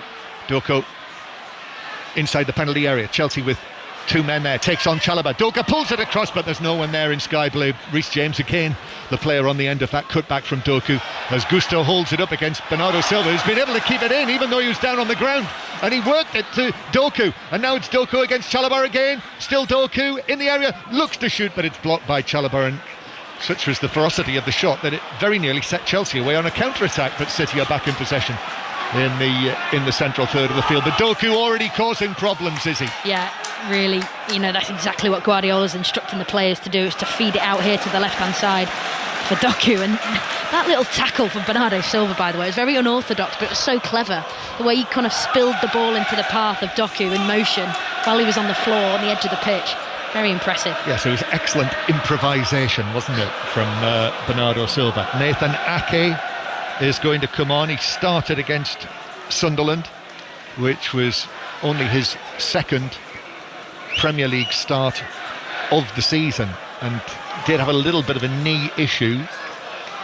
But all of these players are thinking about the World Cup. He needs starts, Ake. talented Dutch squad that Ronald Koeman has, as Manchester City win a free kick in the central third of the field. Next weekend we will be bringing you all of the thrills and spills of the FA Cup third round. The commentaries start on Friday night. Wrexham against Nottingham Forest from 7:30. I'm going to be at Macclesfield, Izzy, on Saturday lunchtime for what looks like an excellent tie between Macclesfield and the holders, Crystal Palace. So don't miss that, 12:15 on Saturday, but we'll have it all covered for you over the course of Friday, Saturday, Sunday, Monday, and this coming Wednesday night, big night of Premier League action, and around the grounds programme on 5 Live Sport from 7 o'clock. 1-0 to Manchester City here, so Manchester City would be going back second above Aston Villa. The Chelsea are in this. However, Doku with a long pass forward for Foden. Foden looking to feed Haaland in the middle, sees his pass intercepted by the recovering Badiashile, who, without breaking stride, put it behind for a corner. Yeah, it was almost the inevitable. Spaces opened up, Doku drops deep, Foden, excellent forward run, Doku just feeds it into the path of him. Foden just looks to square it to Haaland for a tap-in. Badiashile reads it really well, comes across, blocks it for a corner. That just felt inevitable. It did. However, it wasn't. 15 minutes to go, plus added time. Corner to Manchester City. Shirky to take this. Haaland leaning on Enzo Fernandez. In it goes towards the back post, where it's headed up and away, and then further away by Palmer on the edge of the area after the initial header was won by Pedro Neto. Haaland battling for it, still on the edge of the area. Comes down to Foden. Foden gives it to his left to Shirky. Oh, lovely little piece of footwork from him. Shoots. That's blocked by Chalobah, and then cleared away. Enzo Fernandez, and there's an offside in there somewhere, so it's a free kick to Chelsea. It was like pinball in there. Lots of bouncing balls, high feet, players being brave, dropping their head at the ball. And Chelsea have taken this free kick from the wrong place. South Africa, Cameroon will be getting underway at the Africa Cup of Nations before long. Morocco already through today, winning 1-0 against Tanzania. There's going to be selected commentaries on the latter stages of that on the World Service, but only if you're listening in Sub-Saharan Africa. So if that applies to you, then listen out for that if you're on your travels. Pedro Neto, and then Andre Santos, then it's up to Delap, then Cole Palmer plays it over the top. Pedro Neto's continued his run down into the full-back position. Husanov comes across. Palmer is still there in support. This is all still on the left wing. Now Enzo Fernandez gets the ball to his feet, 25 yards out, tried to curl it into the box. It was blocked by Rodri. Chelsea in possession, asking questions of Manchester City. Neto's been much brighter in the second half, but Chelsea couldn't have been less a feature in an attacking sense in the first 45 minutes. Doku skips away from a challenge, still inside his own territory. Then Rodri takes it over, but his diagonal pass is headed down by Gusto. A little bit of nervousness now for the Manchester City supporters, because I think they can sense that Chelsea probably have a goal in them. Palmer playing it forward towards Delap. Husanov comes across, excellently defended, and sees it behind as well against Delap, who then leans into Husanov, who goes slipping away off the perimeter of the pitch, down the little slope that's there. So in time-honoured style, Manchester City's defenders come to the aid of their teammate, and there's a lot of pushing and shoving, and the players have all now gone down that slope, and Donnarumma's got involved as well. Delap's got back onto his feet, but still Husanov is still down on the ground, and we've now got a collection of probably 7 or 8 players who are off the field, and eventually the Chelsea players as one move away from that, and Manchester City's players are left just checking on the wellness of Husanov, who defended that brilliantly against Delap. It was an outstanding bit of defending again. There's been some really good defensive moments from both sides in this game, but Kusanov, obviously, who came on for the injured Gvardiol, that recovering tackle on Liam Delap, who got booked for pushing Kusanov into the advertising board, and luckily Kusanov is okay, and Liam Delap was receiving a lot of pressure there from the Man City players surrounding him, just sort of saying to him that's out of order, mate. Yeah, they were already off the field together, and he manhandled him, didn't he? Down onto the part where the the pitch drops away off the playing surface, and that meant he slipped down there and collided with the hoardings. And I presume, is that him now who is down? There is a player down. It's either him or Diaz. Kusanov, no, it's Diaz, I think, receiving a bit of treatment. Okay. Kusanov is by the post over there. You can just see him in the far distance. Yeah. But it was a good contest, that, wasn't it? Two well-built young men, Delap and Kusanov. Ake is still waiting to come on, and this might be where they make the change. So what have we got? 10 minutes to go. Still 1-0. It's not been a classic, has it? But it's been very interesting. It's been an interesting watch. Yeah, it's not been a classic at all, but it is precariously poised, I'd say, right now, because it feels like Chelsea are starting to gather a little bit of momentum, and it comes in the introduction of Liam Delap. I think he's been outstanding in that introduction. It's just a little stoppage, not quite sure what for, but... Well, the player is stood. Diaz is still down. Ruben Diaz receiving treatment. So, Mateus Nunes was also booked by Michael Oliver there. So 1-0 Manchester City. As I say, lines open for 606 08 085 909 693. Match of the day tonight, anytime on the iPlayer. Search Football Daily on BBC Sounds app for, obviously, the Football Daily, rounding up all of the events this weekend on BBC Sounds app, where you can rewind, pause the live radio, and also listen again. And I would recommend to you Colin Murray's great football songbook this morning, which was Liverpool. So 10:30 this morning on 5 Live. You will enjoy that. And that's going to be it for Diaz, is he? Yeah. He's leaving the field, and Ake is coming on to replace him. So they've already lost Gvardiol, and Diaz, I think he is going to take his seat up in the dugout. So one would say from that maybe it's not too serious. Yeah, it's never ideal to change your centre-back partnership within a game, but I think it's been forced on Guardiola. It has, so Ake is on. Foden now running from deep, playing it through into the box, but the defenders got in the way of the run of Haaland and made sure that goalkeeper Jorgensen was able to come out and slide and gather that. And as Haaland ran through and off the pitch, he kicked away a water bottle in frustration. The amount of chances that Manchester City have created from the ball just being loose or breaking in midfield has been a lot. And there was a lot of frustration off that chance there, because Cherki was open to Foden's right-hand side, and he certainly made Foden know that he was available after that attack broke down, and I think Guardiola did as well. Here's Delap, miscontrols it, out of play. The City supporters have enjoyed that. Former Manchester City youngster, but now he's one of the enemy. Throw in. O'Reilly is going to take this just down in front of us to Doku. Doku is up against Chalobah. Doku wins it back from James. Now Foden in a tight area, played it past James, but Gusto was there. Palmer now forward towards Neto. Enzo Fernandez. City have got plenty of bodies centre field, so he allows Enzo Fernandez, has to wait for Harto, and now Manchester City are back in position again, leading by that. Reinders goal shortly before half-time. Well taken goal. You'll be able to see that new this season at the weekends, 8 o'clock. All of the Premier League clips, the goals, you can see on the BBC platforms. So look out for that. Well hit with his left foot, flashed past Jorgensen. Chelsea with the ball on the edge of their own penalty area. Back to Jorgensen again, who chips it out to Harto, who almost goes down onto one knee as he chests that down. Plays it back to Badiashile. Chelsea with 6 minutes to go.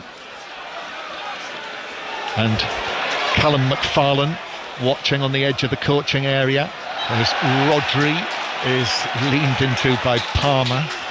Wins the free kick against his former teammate. Rodri then passes it over the halfway line. Now back to O'Reilly, and then O'Reilly back to Nathan Ake. So City, who've had some handsome wins in this run of 8 consecutive home Premier League victories. The aggregate 25-4 in those matches. But this, they've really had to work for this, like they did at Sunderland on New Year's Day. Here is Rodri, now. I wonder if he's feeling it, having started for the first time since October the 5th. Then up to Shirky. Now Foden. He passes it to Doku. Doku is tangling with Neto, but he's got away from him. Gives it to Foden, 25 yards out. Foden, Enzo Fernandez comes in. Mateus Nunes takes it up. One or two people shout, shoot. Then Erling Haaland. Then the pass forward is blocked on the edge of the penalty area, and it bounces back towards the halfway line. In the main, Chelsea have defended it well, haven't they, today? Yeah, they have. They've been really compact. I think there's been times, probably in the midfield, where I think Manchester City have just cut through a little bit too easily. But this is one of the best teams in Europe at building up from the back, and here they are again. Manchester City they're so clean on the ball. The way they move the ball through the thirds, it is a joy to watch. It really is. And then Chalobah putting a challenge in, just a shove from behind on Doku. That's a free kick to Manchester City inside their own half. As I say, the NFL is on Sports Extra, but then the test match will take over and an earlier start, so the NFL will move across to Sports Extra 2 and the fifth test, which for the rest of this test match, in case you haven't heard this today, play will start at 11 o'clock, so 11 o'clock with Root and Brook resuming for England on the second day in Sydney. Test match special. Here's Gusto, James still going. O'Reilly in with a challenge, but the referee's brought it back for an earlier challenge. Pep Guardiola, frustrated, turns away, then turns back to the pitch, claps his hands together. There's plumes of his breath appearing on the air. Chelsea take the free kick. There is that little bit of nervousness in the air. Arsenal supporters will be following this, listening to it wherever they are, desperately hoping for a Chelsea equaliser. You don't often say that. Ball bounces back out of play for a throw into Chelsea. Then Badiashile is able to see it back to goalkeeper Jorgensen again. Chalobah just drags it back. Foden forces him to pass it to his left to the Chelsea goalkeeper, who again chips it out to Harto there. Takes the ball down on his left instep, the former Ajax man. Chelsea still not out of their defensive third. Now up it goes towards Pedro Neto, but he is dispossessed. Good tackle in there by Rodri. Now on the right hand side for Manchester City with Shirky against Harto. Lovely footwork again from him, but it ran away from him in the end. Harto got a sight on it. Nicely played from Harto, passing it between two City players inside his own penalty area. He had to get that absolutely right, but he did. And then Enzo Fernandez gets it absolutely wrong on the halfway line and passes it straight out of play for a Manchester City throw. Yeah. Still Pep Guardiola's team lead 1-0. Yeah, Pep Guardiola knows he wants that second goal, and there's been so many chances where Manchester City have got in and around those wide areas looking to sort of work the ball into the box, and the longer they take to cross it, the more time it gives Chelsea defenders and midfielders to get back into the box and flood it and increase their chances of defending the moment. Manchester City will play here again on Wednesday night, on that night of busy Premier League football. They play Brighton, whereas Chelsea go to Fulham for the West London derby, so that will be covered on Wednesday. Manchester City win it back with Shirky on the halfway line. Shirky now running at the Chelsea defence. Gusto in with a tackle on Phil Foden just outside the D. That was important. That was well read by the Chelsea fullback. City come again. O'Reilly taps it to Doku, but Chelsea are back. They are back in position. Rodri, as Delap arrives, he drags it back, plays it to Mateus Nunes. Now here's Shirky again against Harto. The ball moving at his feet, then comes infield on his left foot. Shirky lifts it over the top for Haaland, but he's got too much on that and it just bounces through to goalkeeper Jorgensen again. Yeah, it's just been that final pass for Man City today. I just feel like, you don't often say it, but they've just got it not wrong, but just sort of run away from the player that's running onto the ball or whatever the attacking moment is. They just haven't looked as fluid as they normally do. I thought they moved the ball against Sunderland so well in the final third, and Sunderland obviously defended so resolutely, but Chelsea, I think they've got away with quite a lot here, but the door is still very much ajar for them to get back into this game. They just need one chance, don't they? Yeah, they do. In the last 2 minutes of the 90, James back to Chalobah again, and the Manchester City supporters get a little bit of a chant going here. I think there's been too much nervousness from them in the second half. James passing it to Cole Palmer. Palmer controls, then he sends the ball rolling through to Delap. Gusto infield to Palmer, looks infield. Enzo Fernandez. Now Pedro Neto on the edge of the area, but just miscontrolled it there. So the moment had gone. Still Chelsea in possession. Enzo Fernandez exchanges passes with Palmer. Now Pedro Neto is peeled right away out towards the left-hand side. Harto's involved. Harto's ball across. Palmer missed it actually at the near post. Although in saying that, it very nearly ran to Delap, but City had the players in the right places, were able to block it. Donnarumma's over-armed it out, but he's given possession back to Chelsea. Gusto on the right-hand side in the full-back position, tried to flick it in between two City players. Foden got a touch on that. Doku is challenged by Gusto, and the ball is out of play for a throw-in to Manchester City, who continue to lead 1-0. This will be enough, but it's a nervy one. Yeah, it is nervy last few minutes for Man City fans in particular. And I just think that Donnarumma there, when he claimed the ball, he got the signal from his manager to play and try and release Doku down this left-hand side. The throw-in was intercepted by Gusto, and it gave Chelsea the incentive to just attack again. This is the first match of the second half of the Premier League season for these sides. Manchester City will move to within 4 points of Arsenal again, but Chelsea have won a free kick 10 yards inside the Manchester City half. Manchester City drop back into position, so 6 minutes of added time have just been signalled. That's sent a little rumble around the stadium, hasn't it? Ooh, six. James curls it in. Donnarumma is able to catch that, comes forward with his gloves, fingers pointing towards the air, catches the ball, and then Bernardo Silva passing it to Doku. Chelsea have to get back now. Doku takes it down the left wing. James leans into him, and that is out of play for what is given only as a throw-in to Chelsea. Reece James, who is on a yellow card, and then Enzo Fernandez in it with a challenge, comes back for Shirky just outside the Chelsea box. Good tackle by Harto, and that runs to Pedro Neto. Neto forward towards Delap, and Kusanov slides in with a challenge which got the ball and put it out of play for a throw-in to Chelsea that Delap himself will take. Back to Harto. That was decisive from Husanov. It was decisive, but it was also very close to being a very erratic challenge that would have put his team in a lot of trouble. And then just banked up again, Manchester City. Bernardo Silva, he has run his socks off today. Reece James with a long pass, inviting Gusto to run down into the full-back position, and he's just miscontrolled that. I think he got his boot caught in the turf, actually. Maybe twisted something.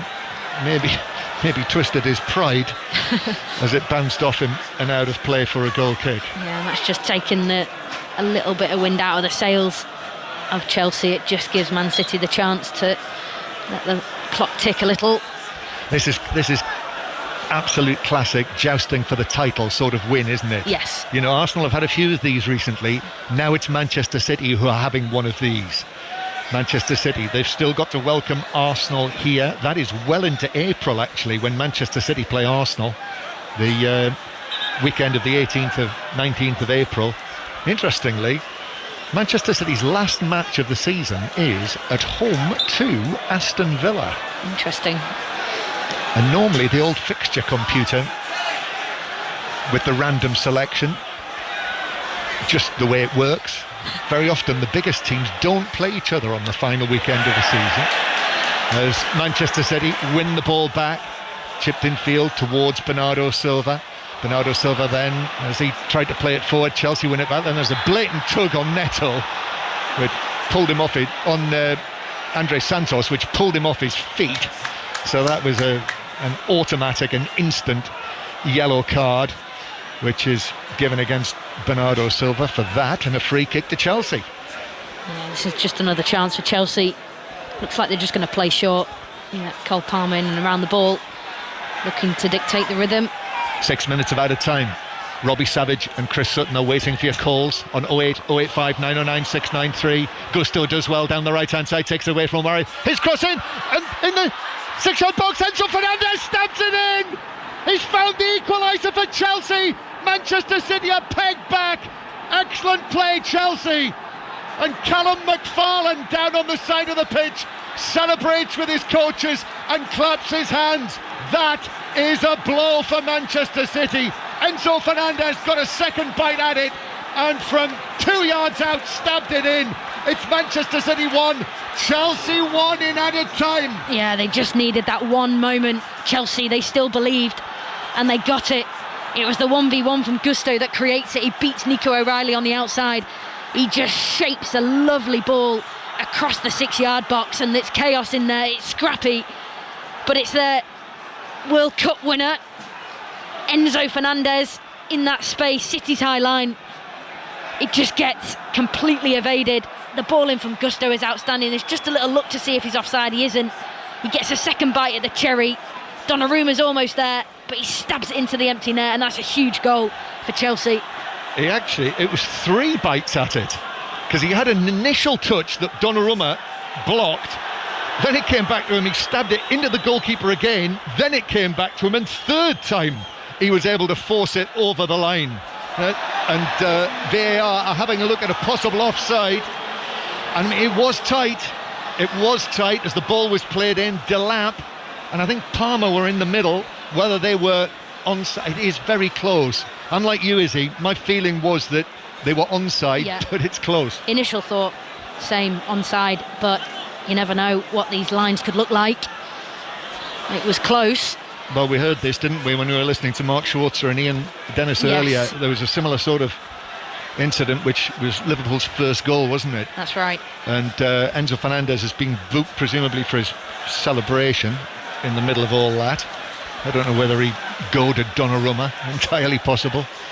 And we're waiting now. Chelsea's player Pedro Neto is saying to Michael Oliver, come on, give the goal, let's get on with it. The players are set. There it is, the goal's confirmed. Chelsea cheers here, and Manchester City are pegged back by Chelsea, who've done Arsenal a favour. I was just going to say themselves. That the Arsenal fans must be absolutely delighted, because the reaction of these Manchester City players and fans inside the stadium, they know that the stage we're at in the season, this is a huge dropped point moment if they don't find a winner now. They've had chances as well. They've had chances after 8 consecutive home Premier League wins. Looks as though it might be a point apiece here with Chelsea under the temporary management of Callum McFarlane. Pep Guardiola trying to raise his players, but we're already into the 7th minute. They've added time, only 6 were indicated, but of course we've had the goal, we've had a delay for VAR, we've had the celebrations, so we might have another couple of minutes yet for Manchester City perhaps to try and do what Fulham did and score in added time after Liverpool in our earlier commentary at 3 o'clock. Here's Palmer on the right hand side. Chelsea thinking about winning a Palmer's ball across is into the path of Rodri, sweeps it downfield, headed forwards again. Here is the Chelsea goal scorer Enzo Fernandez, who gets away inside the penalty area, shoots across, took a deflection, but that carried it into the path of Donnarumma, who is able to drop on it. Real nervousness now from Manchester City. As it is, with this scoreline, they would be going back second above Aston Villa on goal difference, but Arsenal would have a 6-point lead tonight. Ake, forward for Doku, still we play, whacked away downfield by the right boot of Chalobah. Then Ake is in on the challenge, goes to ground against Pedro Neto, but as he sent it forward, it drifted out of play, and it's a throw-in to Chelsea. There was no appeal there from Ake. It looked like Pedro Neto maybe caught him late, but this is a huge couple of points drop for Manchester City, given the dominance and the chances they've had in the game. Guardiola's reaction to that goal being scored by Chelsea told you everything you needed to know about the context and how he must feel about that. Palmer sprays the ball into the centre circle to Enzo Fernandez, who's certainly fired up here, fired up against Shirky. Manchester City come out with the ball. Haaland heads it back to Shirky. This might be the last chance. Manchester City with it on the right hand side with Bernardo Silva. Gets the cross in, but it lands on the roof of the net, and that is it. That's the final whistle. And Manchester City's players, well, down, hands on knees. One of them has dropped onto the pitch on his back. And down to our right, Callum McFarlane shakes hands with Pep Guardiola, the interim head coach. 3 days after Enzo Maresca's departure, Callum McFarlane has brought Chelsea here, and he's got a point with that late goal from Enzo Fernandez. And for Manchester City in 2026, a draw at Sunderland, and now another draw against Chelsea here at the Etihad Stadium. Yeah, two very frustrating games to open up the year for Manchester City. I think the Sunderland game, so many chances, and Sunderland were fantastic. In this game here, they completely dominant, but Chelsea just kept chipping away. It's like they just didn't stop believing they would find that goal, and it came late, but they deserved it for their endeavour, absolutely. But Manchester City will be so frustrated by that because they were so dominant, so many chances, but just couldn't find that second goal. What we're seeing at the moment is classic jousting for the title mid-season, isn't it? Absolutely, because now you look at that gap, it's now 6-point gap, is it, between Manchester City and Arsenal, and that's a substantial gap. If you look at the way Arsenal are performing, they do not look for one moment like they're going to let up. They look so powerful, so dominant. And Manchester City, I know they're struggling with the amount of fit first team players available. You could see that today again. Gvardiol going off, Diaz going off, and now they're becoming, their squad is looking relatively thin to go into the next block of fixtures, and the games are coming thick and fast. They play Brighton here on Wednesday night, and another tough game. Yes, they've both got Carabao Cup semi-final matches as well to come this month, so those injuries to Gvardiol particularly and Ruben Dias, we'll find out about them when Gary Flintoff speaks to Pep Guardiola, and indeed to Callum McFarlane. Be interested to hear what he's got to say for himself after this. So you'll hear those during the course of 606, which is coming up shortly. 08085 909 693 is the number to ring to speak to Robbie Savage and Chris Sutton. But as the players begin to move, actually the Manchester City players still out there, there's a real body language of disappointment to them. Chelsea, it's their second draw of the week, but a very different feel after Maresca's team drew 2-2 with Bournemouth. But for Manchester City, their first home draw in any competition this season, and Arsenal have a 6-point lead at the top of the table going into those midweek matches. Izzy Christiansen, thank you very much for your company on this cold night in Manchester. As I say, more live sport to come this evening, beginning on Sports Extra. New England against Miami Dolphins in the NFL, but of course the test match resuming at 11 o'clock tonight, earlier than last night, and indeed for the rest of the test match. So test match special on air from 10:45 on Sports Extra on your BBC Sounds app. But that's it after a tense game in which Chelsea have got a 1-1 draw here against Manchester City after Reinders scored for City, but that late goal, 4th minute of added time from Enzo Fernandez, and it's the Chelsea supporters here in Manchester that you can hear as we finish things off and send you towards 606 on a Sunday night, the first Sunday night of 2026 with Robbie Savage and Chris Sutton.